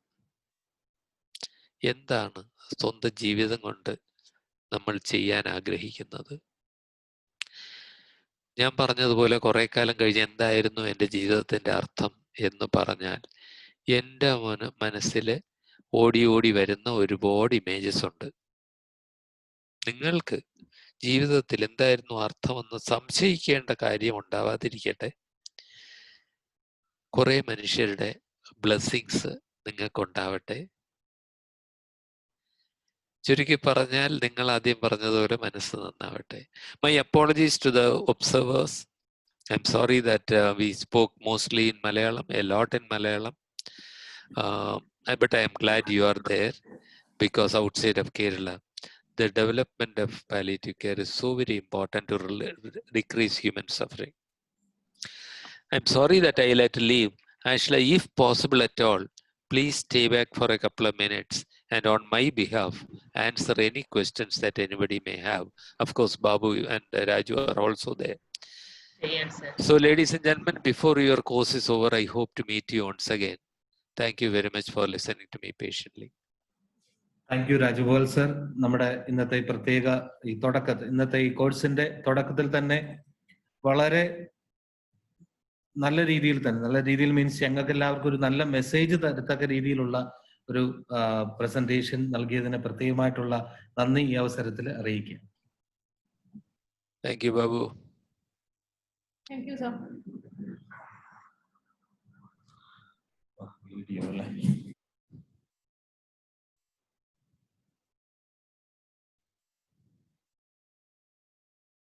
Stop share. Okay.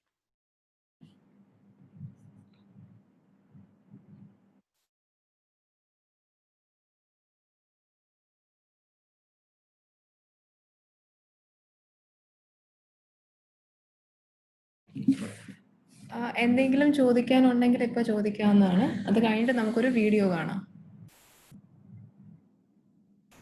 അൺമ്യൂട്ട് ചെയ്ത് സംസാരിച്ചാൽ മതി, ചാറ്റ് ചെയ്യണമെന്നില്ല. Hello sir. പറഞ്ഞോളൂ. ഹലോ സാർ, നമസ്തേ.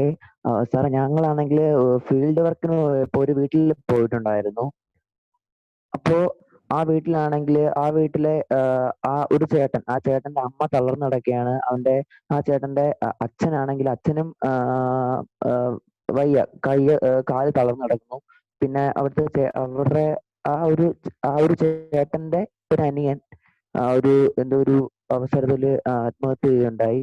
പിന്നെ അവിടുത്തെ വീട്ടിലാണെങ്കിൽ ഭയങ്കര ദാരിദ്ര്യമാണ്. പക്ഷെ അവിടെ തൊഴിലിന് പോകാൻ ആരുമില്ല, സഹായിക്കാനും ആരുമില്ല. ഇപ്പോ ഈ അവസരത്തിൽ, കൊറോണയുടെ അവസരത്തിൽ, അവർ നേരത്തെയൊക്കെ ഈ നഗരസഭയിലെ ആൾക്കാരൊക്കെ അവർക്ക് സഹായിക്കുമായിരുന്നു. ഇപ്പോഴത്തെ അവസ്ഥ അവിടെ എങ്ങനെ ആയിരിക്കും? അവരെ അങ്ങനെയുള്ളവരെ സഹായിക്കാൻ ആരെങ്കിലും കാണുമോ?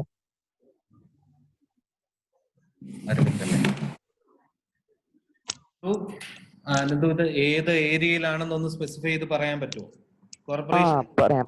കൊട്ടാരക്കര റെയിൽവേ സ്റ്റേഷന്റെ സൈഡിലോട്ട് ചേർന്ന ഒരു കുടില് പോലൊരു വീട്ടിലാണ് അവർ താമസിക്കുന്നത്. അതിപ്പോ ഞങ്ങളാണെങ്കിൽ അവിടെ ഫീൽഡ് വർക്കിന് പോയപ്പോഴേ എന്റെ മനസ്സിൽ തട്ടിയ ഒരു വളരെ ദുഃഖകരമായിട്ടുള്ളൊരു കാര്യമായിരുന്നു. എന്ന് വെച്ചാല് അവിടെ ആ ചേട്ടനെ വേണം ആദ്യമായിട്ട് ചികിത്സ ചെയ്യേണ്ടത്. എന്ന് വെച്ചാൽ അവർക്ക് ആ ചേട്ടന് പുറത്തോട്ട് ഇറങ്ങാൻ പറ്റത്തില്ല. ആ ചേട്ടന്റെ അമ്മയെ നോക്കുന്നത് ആ ചേട്ടനാണ്, കുളിപ്പിക്കുന്നത് എല്ലാം. അത് ഒരു മുറി മാത്രമേ ഉള്ളൂ ആ വീട്ടില്. അനന്തു, ഇത് നമുക്ക് ചെയ്യാൻ പറ്റുന്ന കാര്യങ്ങളെന്ന് വെച്ച് കഴിഞ്ഞാൽ ആ പ്രദേശത്തെ പാലിയേറ്റീവ് കെയർ സെന്ററുമായിട്ട് നമുക്ക് കണക്ട് ചെയ്യാൻ സാധിക്കും. പ്രത്യേകിച്ച് കൊല്ലം ജില്ലയില് കൊല്ലം ഇനിഷ്യേറ്റീവ് ഇൻ പാലിയേറ്റീവ് കെയറുമായിട്ട് ബന്ധപ്പെട്ടുകൊണ്ട് കൊട്ടാരക്കര മേഖലയിലും നമ്മുടെ പാലിയേറ്റീവ് കെയർ സെന്റേഴ്സ് പ്രവർത്തിക്കുന്നുണ്ട്. അതുമായിട്ട് ഉണ്ട് സാർ. ഞങ്ങള് പാലിയേറ്റീവിന്റെ ഫീൽഡ് വർക്കിന് പോയതാണ്. ഞാനും പാലിയേറ്റീവിന്റെ കൊട്ടാരക്കൽ രമ്യ മേഡം ഗവൺമെന്റ് ഹോസ്പിറ്റലിലെ അങ്ങനെ പോയതാണ്. അപ്പോ ഞങ്ങളിപ്പം കോളേജ് അടച്ചോണ്ട്, അല്ലെങ്കിൽ അവർക്ക് വേണ്ടി എന്തെങ്കിലും സഹായം ഞങ്ങളുടെ കോളേജ് തലത്തിൽ ചെയ്യണമെന്ന് പറഞ്ഞുകൊണ്ടിരുന്നതായിരുന്നു. ഓക്കെ, മനസ്സിലാക്കുന്നു. അപ്പൊ നമുക്ക് അതിനകത്ത് ചെയ്യാൻ പറ്റുന്നത് വെച്ചാൽ ലോക്കലി പ്രവർത്തിക്കുന്ന സെന്ററുമായിട്ട്, ഇപ്പം അനന്ത് പോയിരിക്കുന്നത് ഗവൺമെന്റ് പാലിയേറ്റീവ് കെയറുമായിട്ട് ബന്ധപ്പെട്ടുള്ള സിസ്റ്റത്തിലൂടെയാണല്ലേ പോയിരിക്കുന്നത്? അതെ അതെ അതെ. അതൊന്നും മേഖലയിൽ NGO ലെവലിലും, അതായത് പാലിയേറ്റീവ് കെയറിൽ കൂടുതൽ കമ്മ്യൂണിറ്റി ബേസ്ഡ് ആയിട്ടുള്ള ആക്ടിവിറ്റീസ് ധാരാളമായിട്ട് നടക്കുന്നുണ്ട്. അതിൽ കൂടുതലും അതായത് കമ്മ്യൂണിറ്റിയിൽ പാലിയേറ്റീവ് കെയറുമായിട്ട് ബന്ധപ്പെട്ട് പ്രവർത്തിക്കുന്ന NGOs ഉണ്ട്, സന്നദ്ധ സംഘടനകളുണ്ട്. അപ്പം ആ സന്നദ്ധ സംഘടനകളുമായിട്ട് കണക്ട് ചെയ്യാനാണ് നമുക്ക് കൂടുതലായിട്ട് സാധിക്കുന്നത് ഇതില്. അപ്പം ഞാനിപ്പം അനന്തുവിന്റെ ഡീറ്റെയിൽ എന്തായാലും ഞാൻ എടുത്തതിന് ശേഷം ആ മേഖലയിൽ പ്രവർത്തിക്കുന്ന സന്നദ്ധ സംഘടന ഏതാണ് അവരെ ഞാൻ വിളിച്ച് അനന്തുവിനെ ഇൻട്രൊഡ്യൂസ് ചെയ്യുക. അതിനുശേഷം നമുക്ക് എന്തൊക്കെ രീതിയിലുള്ള സപ്പോർട്ടാണ് അവിടെ കൊടുക്കാൻ പറ്റുന്നത് എന്നുള്ളത് നമുക്ക് എത്രയും പെട്ടെന്ന് അത് ചെയ്തു തരാം. സാർ, അത് നല്ലൊരു കാര്യമായിരിക്കും. കാരണം അവിടുത്തെ ആ ഒരു ചേട്ടനാണെങ്കിൽ തയ്യൽ കട എങ്ങോട്ടായിരുന്നു, ഇപ്പോ എന്തോ ഒരു അവസരത്തിൽ അതും ഇല്ലാതെയായി. അങ്ങനെ അവിടെ കൊട്ടാരക്കരയുള്ളവർ തന്നെ സഹായിക്കുകയായിരുന്നു. Okay Ananthu, thank you for. ഇങ്ങനെയുള്ള കാര്യങ്ങളാണ് കൂടുതൽ നിങ്ങൾ നോട്ട് ചെയ്ത് നമ്മളെ അറിയിക്കേണ്ടത്. അതായത് കൂടുതലും പാലിയേറ്റീവ് കെയറിന്റെ ആവശ്യകത ഉള്ള സ്ഥലങ്ങളിലേക്കൊന്നും പാലിയേറ്റീവ് കെയർ എത്തിച്ചേരുന്നില്ല. അപ്പൊ അതുകൊണ്ട് കൂടുതലും പാലിയേറ്റീവ് കെയറിന്റെ ഇങ്ങനെയുള്ള കാര്യങ്ങൾ ഇൻസിഡൻസ് നിങ്ങൾ കാണുമ്പോൾ നമ്മളുമായിട്ട് ഷെയർ ചെയ്യുക. നമ്മളാൽ കഴിയുന്ന രീതിയിൽ എന്തൊക്കെ സിസ്റ്റംസ് അവിടെ ലോക്കലി എന്തൊക്കെ സിസ്റ്റംസ് പ്രവർത്തിക്കുന്നുണ്ടോ അതുമായിട്ട് കണക്ട് ചെയ്തുകൊണ്ട് നമ്മളാൽ കഴിയുന്ന രീതിയിലുള്ള സിസ്റ്റംസ്. അനന്തു കേൾക്കാമോ ഇപ്പോ? ഹലോ, ഇപ്പൊ ക്ലിയറായി. അനന്തു, നമുക്ക് അതായത് നേരത്തെ പറഞ്ഞതിന്റെ കൂട്ട് തന്നെ ഏതൊക്കെ രീതിയിൽ അവർക്ക് വേണ്ടുന്ന സഹായങ്ങൾ എത്തിച്ചു കൊടുക്കാൻ ലോക്കലായിട്ട് പ്രവർത്തിക്കുന്ന NGOസുമായിട്ട് കൊളാബറേറ്റ് ചെയ്തുകൊണ്ട് നമുക്ക് ആ സപ്പോർട്ട് സിസ്റ്റം അവിടെ എസ്റ്റാബ്ലിഷ് ചെയ്യാനായിട്ട് സാധിക്കും. Okay sir, okay, thank U. Thank you Ananthu. വേറെ ആർക്കെങ്കിലും ഇനി ഉണ്ടോ ചോദിക്കാൻ?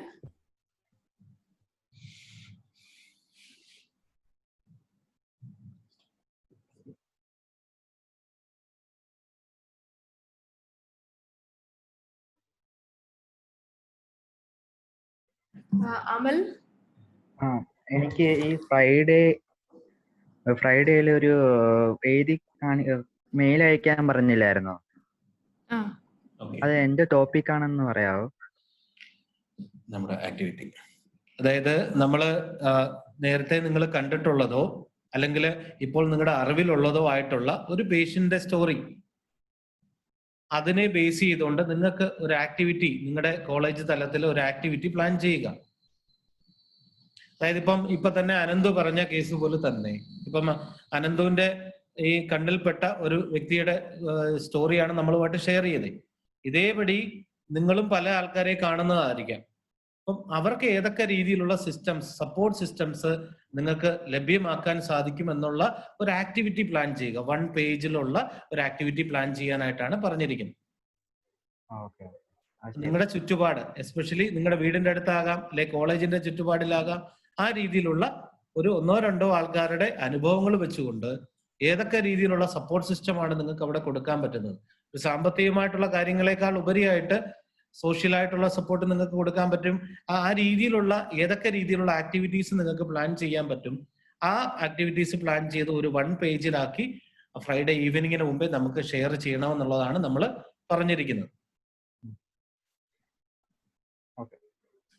Good morning sir. സാർ, ഞങ്ങളിപ്പോ കോളേജിൽ നിന്ന് ഒരു പാലിയേറ്റീവ് കെയർ യൂണിറ്റ് സ്റ്റാർട്ട് ചെയ്തിട്ടുണ്ടായിരുന്നു നേരത്തെ തന്നെ ഞങ്ങളുടെ ക്യാമ്പിന്റെ ഭാഗമായിട്ട് NSSന്റെ. അപ്പോഴ് ഞങ്ങൾ അതിന് ചുറ്റുവട്ടത്തുള്ള എല്ലാ വീടുകളിലും പോയി ആദ്യം ജസ്റ്റ് ഒന്ന് അവെയർ ചെയ്തായിരുന്നു ആരൊക്കെയാണ് എന്തൊക്കെയാണ് ഡീറ്റെയിൽസ് എല്ലാം. ആ ടൈമില് ഒരു സരസ്വ എന്ന് പറഞ്ഞ അമ്മയുടെ വീട്ടിലാണ് ഞങ്ങൾ ചെന്ന് കയറിയത്. അപ്പൊ അവിടെ ചെന്നപ്പം അവിടെ ഭയങ്കര വീട് കണ്ട വീട് ഇപ്പൊ പൊട്ടി വീഴുന്ന കണക്ക് ഒരു വീടാണ് ഉള്ളത്. പക്ഷെ ഞങ്ങള് ഒന്ന് അങ്ങോട്ട് കൊടുക്കാൻ എന്തെങ്കിലും ഞങ്ങളുടെ രീതിയിൽ സഹായിക്കാം എന്ന രീതിയിൽ ചെന്നിട്ട് പോലും ഒന്നും വേണ്ട എന്ന് പറഞ്ഞു. പക്ഷെ എന്നിട്ട് ഞങ്ങളടുത്ത് പറഞ്ഞു, അപ്പൊ ഞങ്ങൾ ചോദിച്ചത് ഇത്രയും ബുദ്ധിമുട്ടല്ലേ, എന്തെങ്കിലും ഞങ്ങൾ ചെയ്തോളാം, ഒന്നും വേണ്ടെന്നല്ല, ഞങ്ങൾ എന്ന് ചെയ്തോളാം എന്ന് പറഞ്ഞിട്ടും വേണ്ട, ഞങ്ങൾ എൻ്റെ അടുത്തൊന്ന് സംസാരിച്ചാൽ മാത്രം മതി എന്നാണ് അദ്ദേഹം ആ വ്യക്തി പറഞ്ഞത്. പലപ്പോഴും എന്നോടൊന്ന് സംസാരിച്ചാൽ മാത്രം മതി എന്നാണ് പറഞ്ഞിട്ടുള്ളത്. അതായതായിട്ട് നമ്മൾ നേരത്തെ പറഞ്ഞതിന്റെ കൂട്ട് തന്നെ, സാറ് പറഞ്ഞതിന്റെ കൂട്ട് തന്നെ, അല്ലെങ്കിൽ ആശല പറഞ്ഞതിന്റെ കൂട്ട് തന്നെ, നമുക്ക് നമ്മൾ കാണുന്ന ഒരു രീതിയിലുള്ള സഹായമായിരിക്കത്തില്ല അവർക്ക് ആവശ്യമായിട്ടുള്ളത്. അപ്പൊ നമ്മൾ ചിലപ്പോൾ ഒറ്റ നോട്ടത്തിൽ നമുക്ക് ഇന്ന കാര്യങ്ങൾ ചെയ്തു കൊടുക്കാൻ പറ്റുമെന്ന് നമ്മൾക്ക് മനസ്സിലാക്കാൻ സാധിക്കും. പക്ഷെങ്കിൽ അവരുടെ കൂടെ ഇരുന്ന് അവരെ കേട്ട് കഴിയുമ്പോൾ അവരുടെ യഥാർത്ഥത്തിലുള്ള ആവശ്യം എന്താണെന്ന് മനസ്സിലാക്കാൻ നമ്മളെ കൊണ്ട് സാധിക്കും. അപ്പൊ ആ രീതി അവരുടെ ആവശ്യം മനസ്സിലാക്കി അവരെ സഹായിക്കാനായിട്ട്, അപ്പൊ അവർ പറഞ്ഞതിൻ്റെ കൂട്ട് തന്നെ വല്ലപ്പോഴും എന്റെ അടുത്ത് വന്നിരുന്ന് എന്നെ ഒന്ന് കേൾക്കാമോ? ഇപ്പൊ ഞങ്ങള് തുടർച്ചയായിട്ട് ഇപ്പോ ഈ കൊറോണ വരണ വരെയും എല്ലാ മാസവും ഓരോ ബാച്ച് ആയിട്ട്, ചിലപ്പോ എല്ലാവർക്കും പോകാൻ പറ്റത്തില്ലല്ലോ, അതുകൊണ്ട് പറ്റുന്ന ആൾക്കാർ ഇപ്പൊ 4-5 കുട്ടികൾ വീതം പക്ഷെ ആ ഏരിയ ഇത്തിരി പ്രശ്നമായിട്ടുള്ള ഏരിയയാണ്, കോളനി അകത്ത് ഏരിയയാണ് ആ ചുറ്റുവട്ടത്. അപ്പൊ ഗേൾസിനൊന്നും ഒറ്റയ്ക്ക് പോകാൻ പറ്റത്തില്ല.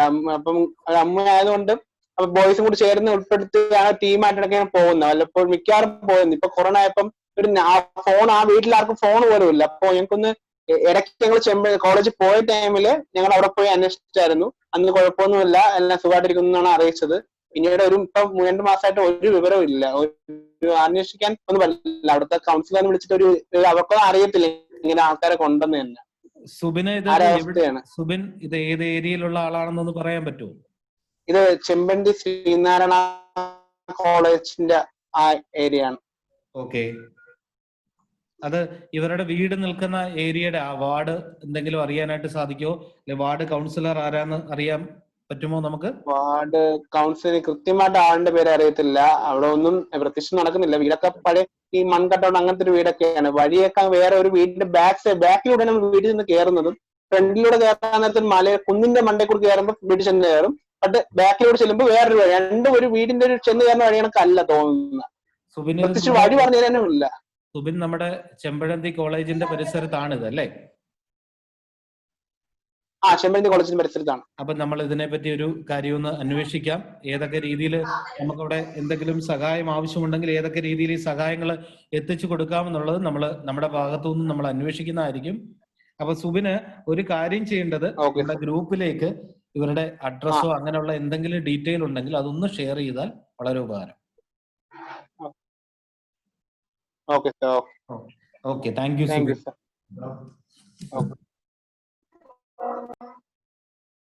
യാക്കൂബ്. മാം, ഞാൻ ട്രിവാൻഡ്രം ഗവൺമെന്റ് ലോ കോളേജിന്റെ റെപ്രസെന്റേറ്റീവ് വന്നിരിക്കുന്നത്. പക്ഷെ എന്റെ വീട് തൃശ്ശൂരാണ്. ബാക്കി പറഞ്ഞോളൂ. അപ്പൊ ഈ ഫ്രൈഡേ മെയിൽ ചെയ്യാൻ പറഞ്ഞിരുന്ന സ്റ്റോറി ഇല്ലേ, എനിക്ക് എന്റെ നാട്ടിലെ ആളുകളെ പരിചയമുണ്ട്. പക്ഷെ ഈ ഫൈനാൻഷ്യൽ ആയിട്ടുള്ള ഹെൽപ്പ് മാത്രമല്ലേ കോളേജ് വഴി ചെയ്യാൻ പറ്റുന്ന പ്രായോഗികമായ ഒരു മാർഗം? നിങ്ങൾ നേരത്തെ ഞാൻ സൂചിപ്പിച്ചതിൻ്റെ തൊട്ട് തന്നെ ഒരു ഫൈനാൻഷ്യൽ സംഭവമല്ല. ഇപ്പൊ എനിക്ക് വയ്യാതെ കിടക്കുന്ന ഒരാളാണ്, നിങ്ങൾ എന്നെ കാണാൻ വരിക. അപ്പൊ എന്റെ ബുദ്ധിമുട്ടുകൾ എന്തൊക്കെയാണെന്ന് നിങ്ങൾ എന്നിൽ നിന്ന് മനസ്സിലാക്കി. അപ്പൊ ഏതൊക്കെ രീതിയിലുള്ള ഒരു സപ്പോർട്ട് സിസ്റ്റമാണ് എനിക്ക് തരാൻ പറ്റുന്നത്? ചിലപ്പോൾ ഞാൻ നേരത്തെ പറഞ്ഞതിൻ്റെ തൊട്ട് തന്നെ എനിക്കൊരു വീട് വെച്ച് തരുന്നതായിരിക്കാം, അല്ലെങ്കിൽ എന്നെ വല്ലപ്പോഴും വന്ന് കാണുന്നതായിരിക്കാം, അല്ലെ വല്ലപ്പോഴും എന്റെ അടുത്ത് വന്നിരുന്ന് എന്നെ കേൾക്കുന്നതായിരിക്കാം. ആ രീതിയിലുള്ള ഞാൻ പറഞ്ഞ ഈ കോളേജ് ട്രിവാൻഡ്രത്തിലാണല്ലോ, എന്റെ വീട് തൃശ്ശൂരാണ്. അപ്പോ അതാണ് ഞാൻ ചോദിച്ചത്. ഇപ്പോ നാട്ടിൽ തന്നെയുള്ള കോളേജ് ആയിരുന്നെങ്കിൽ നമുക്ക് എന്തെങ്കിലുമൊക്കെ വിസിറ്റോ അങ്ങനെ എന്തെങ്കിലുമൊക്കെ ചെയ്യായിരുന്നു. യാക്കൂബ്, അതാ ഞാൻ പറഞ്ഞത്, ഒരു സാങ്കല്പിക സ്റ്റോറി ആയാലും മതി. അതിലൂടെ നിങ്ങൾക്ക് എന്ത് ചെയ്യാൻ പറ്റും എന്നുള്ളതാണ് നിങ്ങൾ ആക്ടിവിറ്റീസിനകത്തിൽ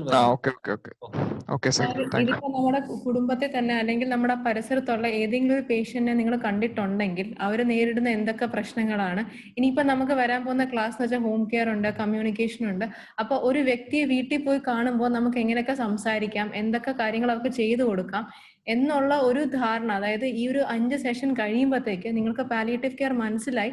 ഒരു വ്യക്തിയെ നമ്മൾ കാണുമ്പോൾ നമുക്ക് എന്തൊക്കെ ചെയ്യാൻ പറ്റും എന്നുള്ളതിൽ നിങ്ങൾക്കൊരു ധാരണ ഉണ്ടാവണം. അതാണ് ഈ ഒരു ആക്ടിവിറ്റി കൊണ്ട് നമ്മൾ ഉദ്ദേശിക്കുന്നത്.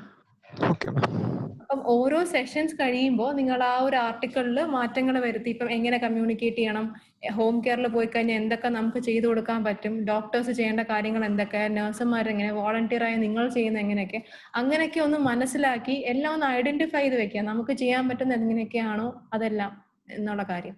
അപ്പൊ അതെല്ലാം ഒരു 1-2 പേജർ ആയിട്ട് എഴുതിയിട്ട് നമുക്ക് അയച്ചു തന്നാൽ മതി. അതിൽ എന്തെങ്കിലും കറക്ഷൻ ഉണ്ടെങ്കിൽ നമ്മൾ ശനിയാഴ്ച ക്ലാസ്സിൽ നമുക്ക് ഡിസ്കസ് ചെയ്യാവുന്നതാണ്. അതല്ലെങ്കിൽ നമ്മൾ ബാക്കി ഇനി ശനിയാഴ്ച കഴിഞ്ഞിട്ടുള്ള ദിവസങ്ങളിൽ നിങ്ങളെ വിളിച്ച് സംസാരിക്കുന്നതായിരിക്കും. ഏത് ലാംഗ്വേജിലാണെന്ന് ചാറ്റിൽ ഒരു ക്വസ്റ്റ്യൻ വന്നിട്ടുണ്ടായിരുന്നേ. Malayalam or English, no problem. Malayalam ആവാം, ഇംഗ്ലീഷ് ആവാം, കുഴപ്പമില്ല. നിങ്ങൾക്ക് ഏതാണോ കംഫർട്ടബിൾ അതിൽ അയക്കാം.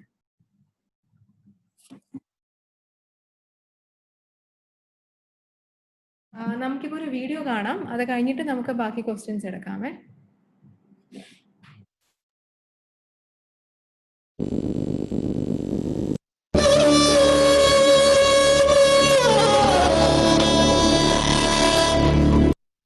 ഇത് എല്ലാവർക്കും കേൾക്കുന്നു എന്ന് വിശ്വസിക്കുന്നു കേട്ടോ. ഇല്ലെങ്കിൽ ചാറ്റ് ചെയ്താൽ മതി.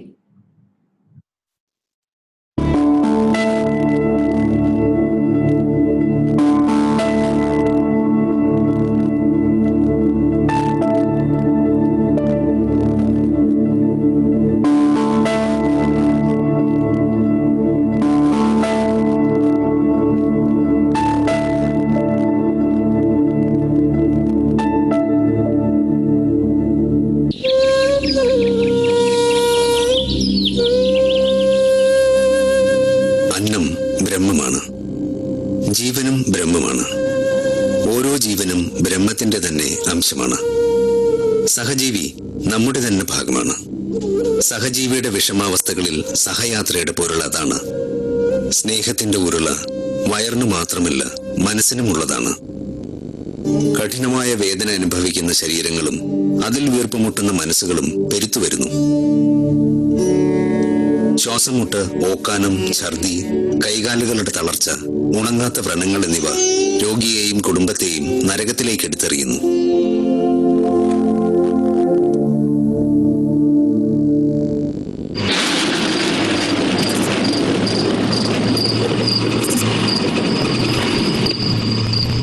പണ്ട് ഡോക്ടർമാർ അവശരും ആർത്തരുമായ രോഗികളെ തേടി വരുമായിരുന്നു.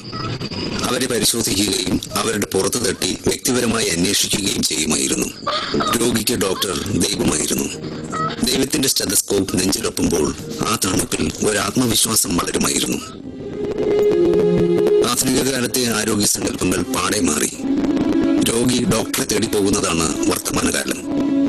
അവശനും ആർത്തനുമായ രോഗി വിശപ്പും ദാഹവും വകവയ്ക്കാതെ മൂത്രമൊഴിക്കാൻ പോലും പോകാതെ ക്യൂവിലാണ്.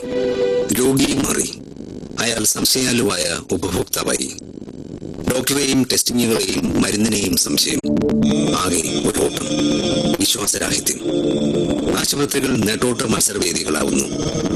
അവശത വരുമ്പോൾ കൂടെ ആളില്ലാത്തതിന്റെ നിസ്സഹായതയും കടന്നു വരുന്നു. മത്സരയോട്ടത്തിൽ പരിമിതമല്ലാത്ത ആവശ്യങ്ങളുടെ സംഘർഷങ്ങളും പണമില്ലായ്കയും.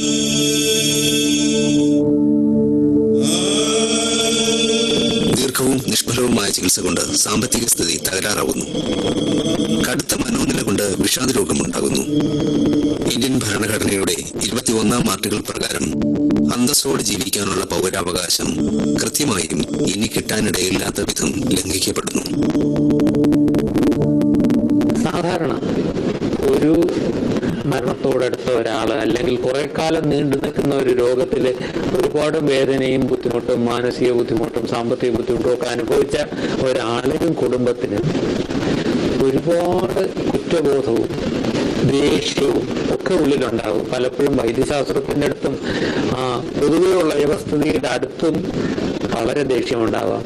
ചെറുപ്പക്കാർ പലരും അതോടുകൂടി അവരുടെ സ്വഭാവ രീതി തന്നെ മാറിപ്പോകാം.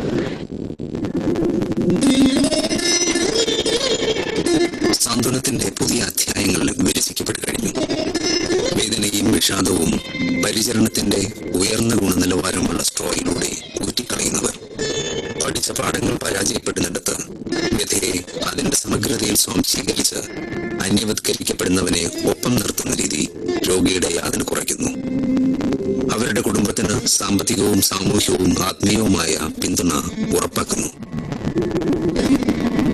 ചികിത്സയുടെ അതിരുകൾക്കപ്പുറത്തുള്ളവരെ കൂടി കണക്കിലെടുത്താണ് സാന്ത്വന പരിചരണം അഥവാ പാലിയേറ്റീവ് കെയർ.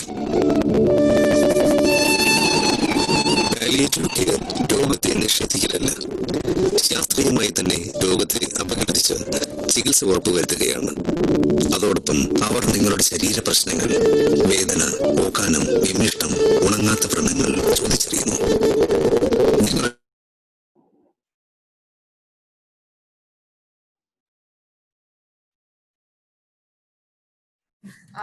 ടെക്നിക്കൽ ഇഷ്യൂസ് ഉണ്ട്, 1 മിനിറ്റ് ഒന്ന് വെയിറ്റ് ചെയ്യേ.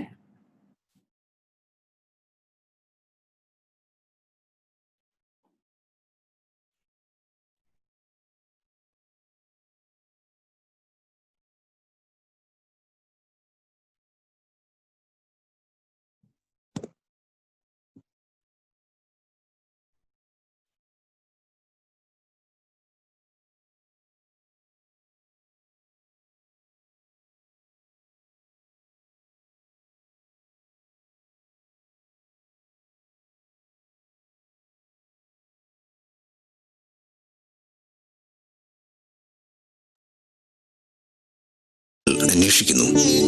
സ്വന്തക്കാരിൽ നിന്നും ബന്ധുക്കളിൽ നിന്നുമുണ്ടായ ഒറ്റപ്പെടലുകൾ അറിയുന്നു.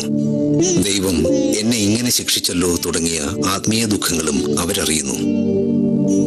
ദൈനംദിന ജീവിതത്തിൽ അവര് സാധാരണഗതിയിൽ സമ്പാദിക്കുന്ന ഒരു വ്യക്തിയാണ് കിടപ്പിലാകുന്നെങ്കിൽ അയാൾക്ക് അയാളുടെ ഫാമിലിക്കും ബുദ്ധിമുട്ടില്ലാത്ത രീതിയിൽ മറ്റു കാര്യങ്ങൾ നടത്തിക്കൊണ്ട് പോകാൻ വേണ്ടിയിട്ട് സാധാരണഗതിയിൽ നമ്മൾ ചെറിയ അളവിലൊരു റീഹാബിലിറ്റേഷൻ പരിപാടി നടത്തി കൊടുക്കാറുണ്ട്.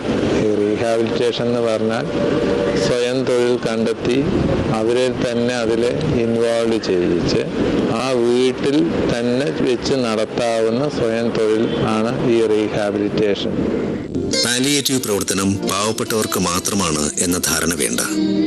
ഈ കണ്ട രോഗികളിലേറെയും ദാരിദ്ര്യരേഖയ്ക്ക് താഴെ എത്തിയത് രോഗചികിത്സ കൊണ്ടായിരുന്നു. എൻ്റെ പപ്പ ക്യാൻസർ രോഗത്താൽ മരിച്ചിട്ട് ഇന്ന് 3 മാസം കഴിഞ്ഞു. കടം മൂലം ഞങ്ങളുടെ വീട് നഷ്ടപ്പെട്ടു. പക്ഷെ അത് പപ്പയ്ക്ക് ഭയങ്കര വിഷമമായിരുന്നു. ഞങ്ങൾ ഇനി അങ്ങോട്ട് പോകും, ഇവിടെ താമസിക്കും. അതിനെല്ലാം ഞങ്ങൾക്ക് പുതിയ ഒരു വീട് വെച്ച് തരാനായിട്ട് സഹായിച്ചത് പാലിയേറ്റീവ് കെയർ ആണ്. ഇവിടെ 2 പേരും പഠിക്കുന്നുണ്ട്. അതിന് ചെറിയൊരു സഹായം നമുക്ക് ഇവിടെ നിന്ന് തരുകയും ചെയ്തവരെ പഠനത്തിന് വേണ്ടിയിട്ട്. കിടക്കുന്നുണ്ടെങ്കിൽ തന്നെയും ആ ചികിത്സയിൽ കൂടെ എനിക്ക് വളരെ ഇപ്പോൾ ഓടി നടക്കും പോലത്തെ ഒരു സന്തോഷം നമുക്ക് മനസ്സിൽ വന്നു തുടങ്ങി. പാലിയേറ്റീവ് കെയർ വന്നതിന് ശേഷം വളരെയേറെ ഞങ്ങൾക്ക് എന്തുമില്ലാത്ത അവർക്ക് ഒരു ഉന്മേഷവും, അവർക്ക് എന്ത് ചോദിച്ചാലും അവർ ആ സമയം കൊണ്ടെത്തിക്കുകയും ചെയ്തുകൊണ്ടിരിക്കുകയാണ്. അവർ വന്ന് അവരെ സഹകരണവും ആ ശുശ്രൂഷയും പലപ്പോഴും ഞാൻ തന്നെ കരഞ്ഞു പോയിട്ടുണ്ട്. ആ വ്രണമുള്ള കാലിലൊക്കെ തൊട്ട് അവര് ആ ചെയ്യുന്ന ശുശ്രൂഷ എത്രമാത്രമെന്ന് എനിക്ക് പറയാൻ പറ്റില്ല. മരണം മറ്റേതോ ലോകത്തേക്കുള്ള ഒരു വാതിൽ തുറക്കലാണ്. അതുവരെ സ്നേഹപൂർവ്വം ഒപ്പം ചെന്ന് യാത്രയാക്കുക. 79 വയസ്സുവരെ ഒരു രോഗവും ബാധിക്കാത്ത അച്ഛനെ അവസാനം ബാധിച്ചത് ക്യാൻസറായിരുന്നു. തീവ്രമായ വേദനയിൽ പുളയുന്ന അച്ഛനെ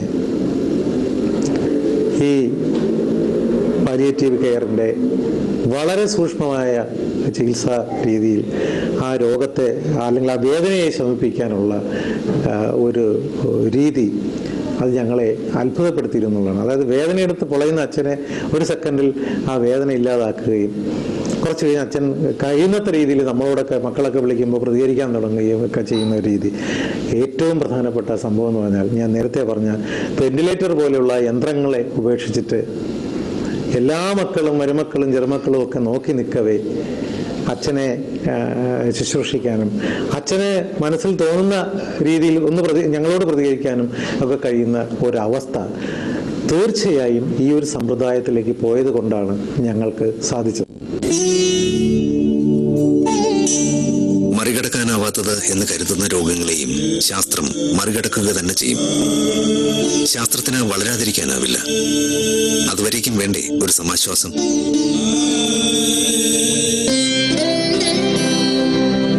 ഒരു പൂ വിരിയുന്നത് പോലെ നിങ്ങൾ പുഞ്ചിരിക്കാൻ തുടങ്ങും. നിങ്ങൾ ഒന്നറിയുക, നിങ്ങളോ നിങ്ങളുടെ കുടുംബമോ ഒറ്റയ്ക്കല്ല. നിഴൽ പോലെ ഒരു സന്നദ്ധ സംഘം നിങ്ങളോടൊപ്പമുണ്ട്. കഫക്കെട്ടും കണ്ണീരും ആവലാതികളും ഒപ്പിയെടുക്കാൻ.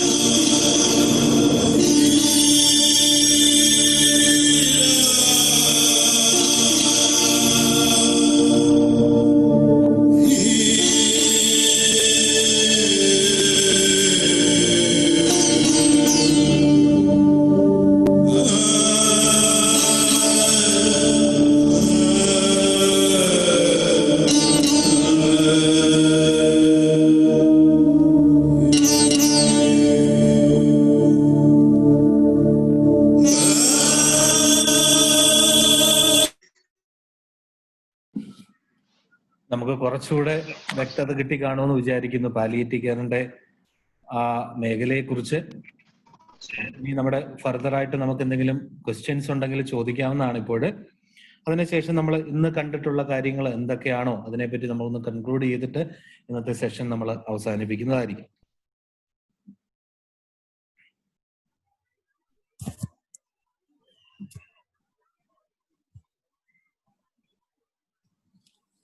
ഹലോ, പറഞ്ഞോളൂ. മനസ്സ് നന്നാവട്ടെ. എൻ്റെ പേര് വർഷ, പന്തളം NSS കോളേജിൽ നിന്ന് വരുന്നു. എനിക്കൊരു കാര്യം ഷെയർ ചെയ്യാനുള്ളതെന്ന് വെച്ചാൽ, കഴിഞ്ഞ വർഷം 2019 ഞങ്ങളുടെ 7 ഡേ ക്യാമ്പിൽ വെച്ച് കണ്ടൊരു സംഭവമാണ്. ഞങ്ങൾക്ക് അപ്പം ഒരു സർവേ ഉണ്ടായിരുന്നു. ഒരു എല്ലാ അടുത്തുള്ള വാർഡുകളിൽ പോയിട്ട് പച്ചക്കറി കൃഷി ഒരു വീട്ടിൽ 3 തൈ വെച്ച് നടുന്ന ഒരു സർവേ ഉണ്ടായിരുന്നു. അങ്ങനെ നട്ടുകൊടുക്കുകയും സർവേ എടുക്കുകയും വേണമെന്ന് പറഞ്ഞ് ഞങ്ങളെ വിട്ടായിരുന്നു ഓരോരോ ഗ്രൂപ്പ് തിരിച്ച്. അപ്പൊ അങ്ങനെ പോയപ്പോ ഞങ്ങൾക്ക് കിട്ടിയെന്ന് വെച്ചാൽ ഒരു കുന്നിന്റെ പുറത്തുള്ള ഒരു 10 വീടുകളാണ് കിട്ടിയത്. നല്ല നല്ല കുന്നാണ്. ഞങ്ങളുടെ പ്രായത്തിലുള്ളവർക്ക് തന്നെ വടി കുത്തിയാണ് ഞങ്ങൾ അതിനകത്ത് കയറിയത്. നല്ല ബുദ്ധിമുട്ടാണ് അതിന്റെ പുറത്ത് കയറാൻ. അപ്പം ആ കുന്നിന്റെ ഏറ്റവും മുകളിൽ ഒരു വീടുണ്ടായിരുന്നു. അപ്പം അതാ ഞങ്ങൾ ലാസ്റ്റ് കയറിയ വീട് സർവേ എടുക്കാൻ. അവിടെ പോയപ്പോ ഒരു പൊട്ടക്കിണറാണ്. ആ വീടിന്റെ മുറ്റത്ത് തന്നെ ഒരു പൊട്ടക്കിണറാണ്. വീടെന്ന് പറയാൻ പറ്റത്തില്ല, ചെറിയൊരു കുടിലാണത്. ആ പൊട്ടക്കിണറെന്ന് വെച്ചാൽ ഒട്ടും സേഫ് അല്ല. ജസ്റ്റ് ആരിലും കാല് തെറ്റി വീഴും. അവിടെ താമസിക്കുന്നതെന്ന് വെച്ചാൽ 2 വൃദ്ധരായ ദമ്പതികളാണ്. അവർക്കൊരു 80 വയസ്സിൽ മുകളിൽ പ്രായമുണ്ട്. അതില് ഒരു അപ്പൂപ്പനും ഒരു അമ്മൂമ്മയും. അപ്പൂപ്പനാണെങ്കിൽ തളർന്നു കിടക്കുക, കുറെ നാളായിട്ട് തളർന്നു കിടക്കുക.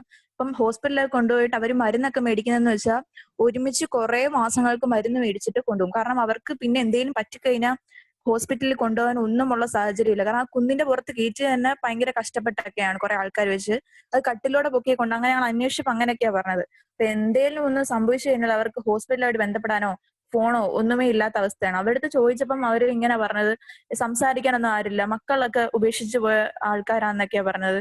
ഒരു അപ്പൂപ്പൻ അമ്മൂമ്മ മാത്രം. അമ്മൂമ്മയ്ക്കാണെങ്കിൽ നടക്കാനും ഒക്കെ ഇച്ചിരി ബുദ്ധിമുട്ടൊക്കെ ഉണ്ട്. ഇത് സംഭവം മെഴുവേലി ഗ്രാമപഞ്ചായത്തിലാണ്. ഞങ്ങൾ ഈ ഇൻസിഡന്റ് ആ വാർഡ് മെമ്പറെ അറിയിച്ചു. അനീഷ് മോൻ എന്ന് പറഞ്ഞ ഒരാളായിരുന്നു. അദ്ദേഹത്തെ അറിയിച്ചെങ്കിലും കാര്യമായിട്ടൊന്നും ശ്രദ്ധയിൽപ്പെട്ടില്ല എന്നാ തോന്നുന്നത്. ഞങ്ങൾക്ക് സംസാരിക്കാൻ വന്നായിരുന്നു അദ്ദേഹം ഞങ്ങളുടെ ക്യാമ്പില്. ഞങ്ങൾ അറിയിച്ചെങ്കിലും വലിയ ഇതില്ലെന്നാണ് തോന്നുന്നത്. റെസ്പോൺസ് കിട്ടിയിട്ടില്ല. പിന്നെ ഞങ്ങൾക്ക് അങ്ങോട്ട് പോകാനും പറ്റിയിട്ടില്ല. ഞങ്ങൾക്ക് ഒരു വട്ടമേ പോകാൻ പറ്റിയിട്ടില്ല. അന്ന് പിന്നെ അങ്ങോട്ട് പോകാൻ പറ്റിയിട്ടില്ല ഞങ്ങൾക്ക്. അപ്പൊ അവരെ ഒന്ന് കോണ്ടാക്ട് ചെയ്യാൻ എങ്ങനെയും ശ്രമിച്ചിരുന്നെങ്കിൽ. മെഴുവേലി എന്ന് പറയുന്നത് നമ്മുടെ പത്തനംതിട്ട ചെങ്ങന്നൂര് അല്ലേ? പത്തനംതിട്ട മെഴുവേലി അല്ലേ? ഓക്കെ. ഇതിനകത്തില് നമുക്കും ഇപ്പം അങ്ങോട്ട് എത്തിപ്പെടുന്നതിനായിട്ടുള്ള ഒരു ചെറിയ ബുദ്ധിമുട്ടുണ്ട്. എങ്കിലും നമ്മുടെ അതുമായിട്ട് മെഴുവേലി പഞ്ചായത്തുമായിട്ട് നമ്മളതൊന്ന് കോണ്ടാക്ട് ചെയ്യാം. അവിടുത്തെ അനീഷ് എന്ന് പറഞ്ഞ വാർഡ് മെമ്പറുടെ കോണ്ടാക്ട് നമ്പർ നമുക്കൊന്ന് ഷെയർ ചെയ്താല്, അതോടൊപ്പം തന്നെ നമ്മുടെ ഈ വൃദ്ധ ദമ്പതികളുടെ എന്തെങ്കിലും നമ്മുടെ അഡ്രസ്സോ പേരോ അങ്ങനെയുള്ള കാര്യങ്ങൾ എന്തെങ്കിലും ഉണ്ടെങ്കിൽ അതുമായിട്ടൊന്ന് നമ്മളുമായിട്ടൊന്ന് ഷെയർ ചെയ്താൽ നമ്മുടെ ഭാഗത്തു നിന്ന് എന്തെങ്കിലും ചെയ്യാൻ പറ്റുമോ എന്നുള്ളത് നമ്മൾ എക്സ്പ്ലോർ ചെയ്യുന്നതായിരിക്കും.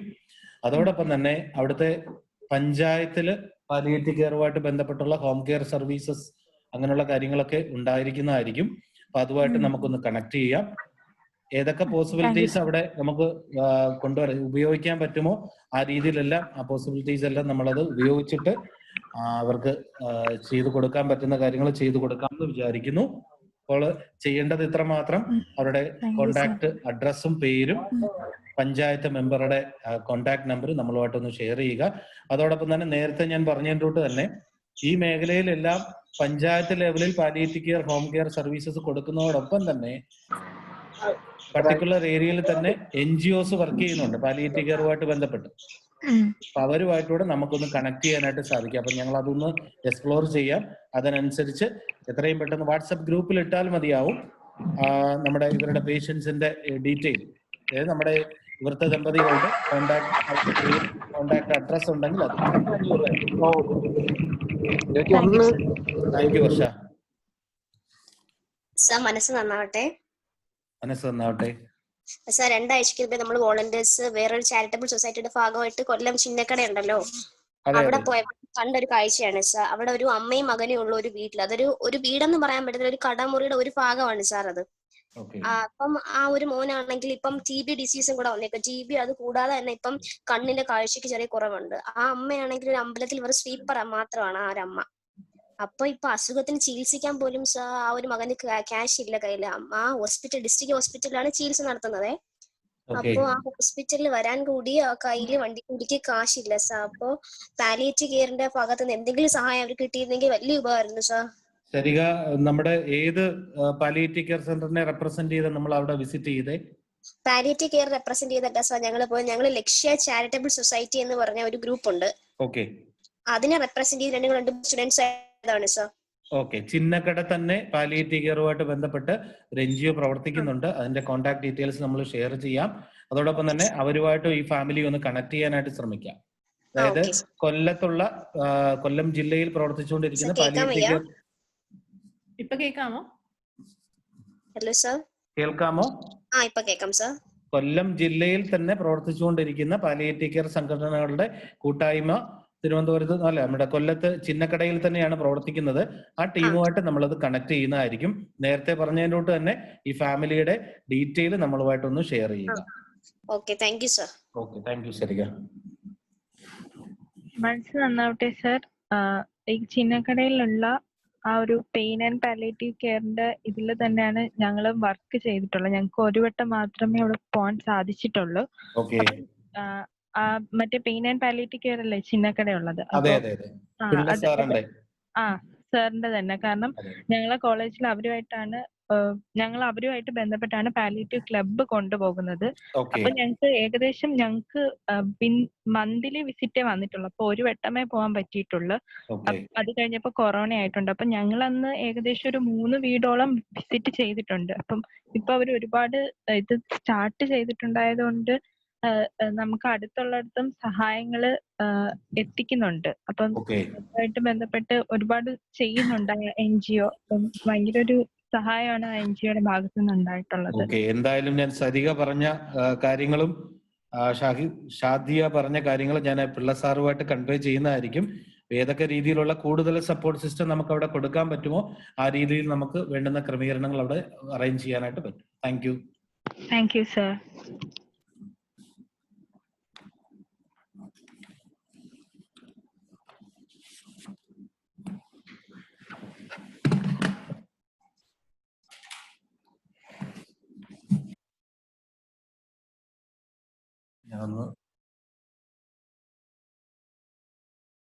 അപ്പോൾ നമ്മളിപ്പം ഈ ഒരു സെഷൻ നിർത്താൻ പോവുകയാണ്.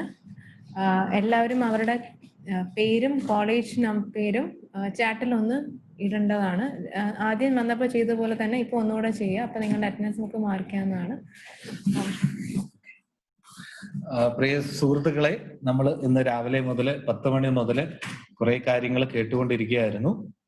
പാലിയേറ്റീവ് കെയർ എന്താണ്, അവരുടെ പാലിയേറ്റീവ് കെയറിൽ നമ്മൾ എന്തൊക്കെ കാര്യങ്ങളാണ് ശ്രദ്ധിക്കേണ്ടത്, അല്ലെങ്കിൽ പാലിയേറ്റീവ് കെയറിൽ ആർക്കൊക്കെയാണ് പാലിയേറ്റീവ് കെയർ കൊടുക്കുക, അല്ലെങ്കിൽ പാലിയേറ്റീവ് കെയറിൽ ഇരിക്കുന്ന വ്യക്തികളുടെ ബുദ്ധിമുട്ടുകൾ എന്തൊക്കെയാണ്, അങ്ങനെ കുറെ കാര്യങ്ങൾ നമ്മൾ ഇന്ന് രാവിലെ മുതൽ കേൾക്കുകയാണ്. രാജഗോപാൽ സാറിൽ നിന്നും ആശ്ല മാമിൽ നിന്നും പല കാര്യങ്ങളും നമ്മൾ കേട്ട് കഴിഞ്ഞു. അതിനകത്ത് നിങ്ങൾക്ക് എന്തെങ്കിലും സംശയങ്ങൾ ഉണ്ടെങ്കിൽ ഒന്നെങ്കിൽ ചാറ്റ് ബോക്സിൽ ഇടാം, അല്ലെങ്കിൽ നിങ്ങൾക്ക് നമ്മുടെ വാട്സപ്പ് ഗ്രൂപ്പിലൂടെ നമുക്ക് നമ്മളോട് ചോദിക്കാം. നമുക്ക് അതിനുള്ള ആൻസറുകൾ നമ്മൾ നൽകുന്നതായിരിക്കും. അതോടൊപ്പം തന്നെ നേരത്തെ സാറ് പറഞ്ഞതിൻ്റെ തൊട്ട് തന്നെ ഒരു വ്യക്തിയുടെ സമഗ്രമായിട്ടുള്ള പരിചരണമാണ് നമ്മൾ പാലിയേറ്റീവ് കെയറിലൂടെ ഉദ്ദേശിക്കുന്നത്. രോഗം ബാധിച്ച വ്യക്തിക്ക് ശാരീരികമായിട്ടുള്ള ബുദ്ധിമുട്ടുകൾ മാത്രമല്ല ഉള്ളത്, അവർക്ക് മാനസികമായിട്ടുള്ള ബുദ്ധിമുട്ടുകളുണ്ട്, സാമൂഹ്യപരമായിട്ടുള്ള ബുദ്ധിമുട്ടുകളുണ്ട്. സാമൂഹ്യപരമായിട്ടുള്ള ബുദ്ധിമുട്ടുകൾ എന്ന് വെച്ച് കഴിഞ്ഞാൽ കൂടുതലും അവരുടെ സമൂഹം ഒറ്റപ്പെടുത്തുന്ന കാര്യങ്ങളായിരിക്കാം. നേരത്തെ സാർ സൂചിപ്പിച്ചതിൻ്റെ തൊട്ട് തന്നെ മക്കളുടെ പഠനം നിലച്ചു പോകുന്ന ഒരവസ്ഥയാകാം, അല്ലെങ്കിൽ ജോലി നിലച്ചു പോകുന്ന ഒരവസ്ഥയാകാം. അങ്ങനെ കുറെ സാമൂഹികമായിട്ടുള്ള ബുദ്ധിമുട്ടുകൾ ഇങ്ങനെയുള്ള വ്യക്തികൾ അനുഭവിക്കുന്നുണ്ട്. അതോടൊപ്പം തന്നെ ആത്മീയമായിട്ടുള്ള പ്രശ്നങ്ങൾ ഇവർക്ക് ധാരാളമായിട്ട്. അതിൽ ഞാൻ നല്ല രീതിയിൽ ഇത്രയും നാളും ജീവിച്ചു, നല്ലത് മാത്രമേ പറഞ്ഞിട്ടുള്ളൂ, എങ്കിലും എൻ്റെ ജീവിതത്തിൽ ഇത് വന്നല്ലോ, ഇതെല്ലാം ഒരു ക്വസ്റ്റ്യൻ മാർക്കാണ്. നമ്മുടെ ജീവിതത്തിൽ ഓരോ സഫറിങ് ഉണ്ടാകുമ്പോഴും, ഓരോ രീതിയിലുള്ള ബുദ്ധിമുട്ടുകൾ ഉണ്ടാകുമ്പോഴും നമ്മുടെ പ്രീവിയസ് ആയിട്ടുള്ള, അതായത് നമ്മുടെ പഴയ ജീവിതത്തിലേക്ക് ചിലപ്പോൾ നമ്മൾ തിരിഞ്ഞു നോക്കാറുണ്ട്. അല്ലെങ്കിൽ പഴയ കാര്യങ്ങളെ കുറിച്ച് ഓർത്ത് നമ്മൾ ഏതൊക്കെ രീതിയിൽ ജീവിച്ചോ അതിനെക്കുറിച്ച് ഓർത്ത് നമ്മൾ ദുഃഖിക്കാറുണ്ട്. ഇങ്ങനെ കുറെ ബുദ്ധിമുട്ടുകൾ ഇങ്ങനെയുള്ള രോഗം ബാധിച്ച വ്യക്തിയുടെയും അവരുടെ കുടുംബാംഗങ്ങളുടെയും ജീവിതത്തിൽ ഉണ്ടാകാറുണ്ട്. ഇപ്പൊ സാറ് പറഞ്ഞതിൻ്റെ കൂട്ട് തന്നെ ഏറ്റവും പരമപ്രധാനമായിട്ട് നമ്മൾ നോക്കുന്നത്, ഞാൻ രോഗം വരുന്നതിന് മുമ്പേ ആയിരുന്ന ഒരു അവസ്ഥയുണ്ട്, ഇപ്പോൾ രോഗം വന്നു കഴിഞ്ഞപ്പോൾ വേറൊരവസ്ഥയിലേക്ക് മാറ്റപ്പെട്ടിരിക്കുകയാണ്. അപ്പോൾ പഴയ എൻ്റെ ജീവിതാവസ്ഥയിലേക്ക് എൻ്റെ ജീവിത ഗുണനിലവാരം, സാർ പറഞ്ഞ കാര്യം ഒന്നുകൂടെ ആ ചുമന്നാക്ഷരത്തിൽ കാണിച്ച കാര്യങ്ങൾ ഒരിക്കൽ കൂടെ ഓർപ്പിക്കുകയാണ്. ഒരു വ്യക്തിയുടെയും, രോഗം ബാധിച്ച വ്യക്തിയുടെയും അവരുടെ കുടുംബാംഗങ്ങളുടെയും ക്വാളിറ്റി ഓഫ് ലൈഫ് ഇംപ്രൂവ് ചെയ്യുക, ജീവിത ഗുണനിലവാരം ഉയർത്തുക എന്ന ഉദ്ദേശത്തോടു കൂടിയാണ് നമ്മൾ പാലിയേറ്റീവ് കെയർ നൽകുന്നത്. നമ്മൾ സാധാരണ ഹെൽത്തിനെ കുറിച്ച് പറയുന്നത് കംപ്ലീറ്റ് വെൽബീയിങ് എന്നാണ് പറയുന്നത്, അല്ലേ? ഫിസിക്കൽ, സോഷ്യൽ, മെന്റൽ, സ്പിരിച്വൽ, ഈ കംപ്ലീറ്റ് വെൽബീയിങ് എന്നാ പറയുന്നത്. അതോടൊപ്പം തന്നെ പാലിയേറ്റീവ് കെയറിൽ നമ്മൾ ചെയ്യുന്നത് ഒരു വ്യക്തിയുടെ സമഗ്രമായിട്ടുള്ള പരിചരണം. 4 എലമെന്റ്സിന്റെ കാര്യം പറയും. ഈ 4 എലമെന്റ്സ് വരുമ്പോൾ തന്നെ ഏകദേശം എല്ലാ കാര്യങ്ങളും അവരുടെ ജീവിതത്തിൽ, അവരുടെ ബുദ്ധിമുട്ടുകൾ, അതിനകത്തിൽ എല്ലാ കാര്യങ്ങളും കടന്നു വരുന്നുണ്ട്. ആ രീതിയിലുള്ള ബുദ്ധിമുട്ടുകളെ നമ്മൾ കണ്ട്, അവരെ കേട്ട്, അവരുടെ ബുദ്ധിമുട്ടുകൾ മനസ്സിലാക്കി, അവരുടെ ജീവിതത്തിന്റെ ആ ഗുണനിലവാരം ഉയർത്തക്കത്തക്ക രീതിയിലുള്ള സപ്പോർട്ട് അവർക്ക് കൊടുത്തുകൊണ്ട് നമ്മൾ പാലിയേറ്റീവ് കെയറിൽ വേണ്ടുന്ന ഒരു വ്യക്തിയുടെ ജീവിതത്തിൽ ഒരു മാറ്റം വരുത്തക്ക രീതിയിലുള്ള പ്രവർത്തനങ്ങൾ നമ്മൾ ചെയ്യുന്നു. അപ്പൊ അതില് നിങ്ങളും പങ്കുകാരാകാനായിട്ടാണ് വന്നിരിക്കുന്നത്. നേരത്തെ പലർക്കും ഇതിനെക്കുറിച്ച് അറിവുണ്ടായിരിക്കാം, ചിലർക്ക് ഒരു പുതിയ ഒരു നോളജ് ആയിരിക്കാം. അങ്ങനെ കുറെ രീതിയിലുള്ള ആൾക്കാർ, പുതിയ ആൾക്കാരും ഉണ്ട്, പഴയ ആൾക്കാരും ഉണ്ട്. അപ്പം നമ്മൾ ഈ മനസ്സിലാക്കിയ കാര്യങ്ങളെ നമ്മുടെ മേഖലകളിൽ, നമ്മുടെ പ്രവർത്തന മേഖലകളിൽ പ്രാവർത്തികമാക്കാനായിട്ട് നമുക്ക് ശ്രമിക്കാം. അതിന് സർവേശ്വരൻ നിങ്ങളെ അനുഗ്രഹിക്കട്ടെ. അപ്പോൾ ഒരിക്കൽ കൂടെ നിങ്ങൾക്ക് ഇതുമായിട്ട് ബന്ധപ്പെട്ട എന്തെങ്കിലും സംശയങ്ങളോ കാര്യങ്ങളോ ഉണ്ടെങ്കിൽ നമ്മുടെ ചാറ്റ് ബോക്സിൽ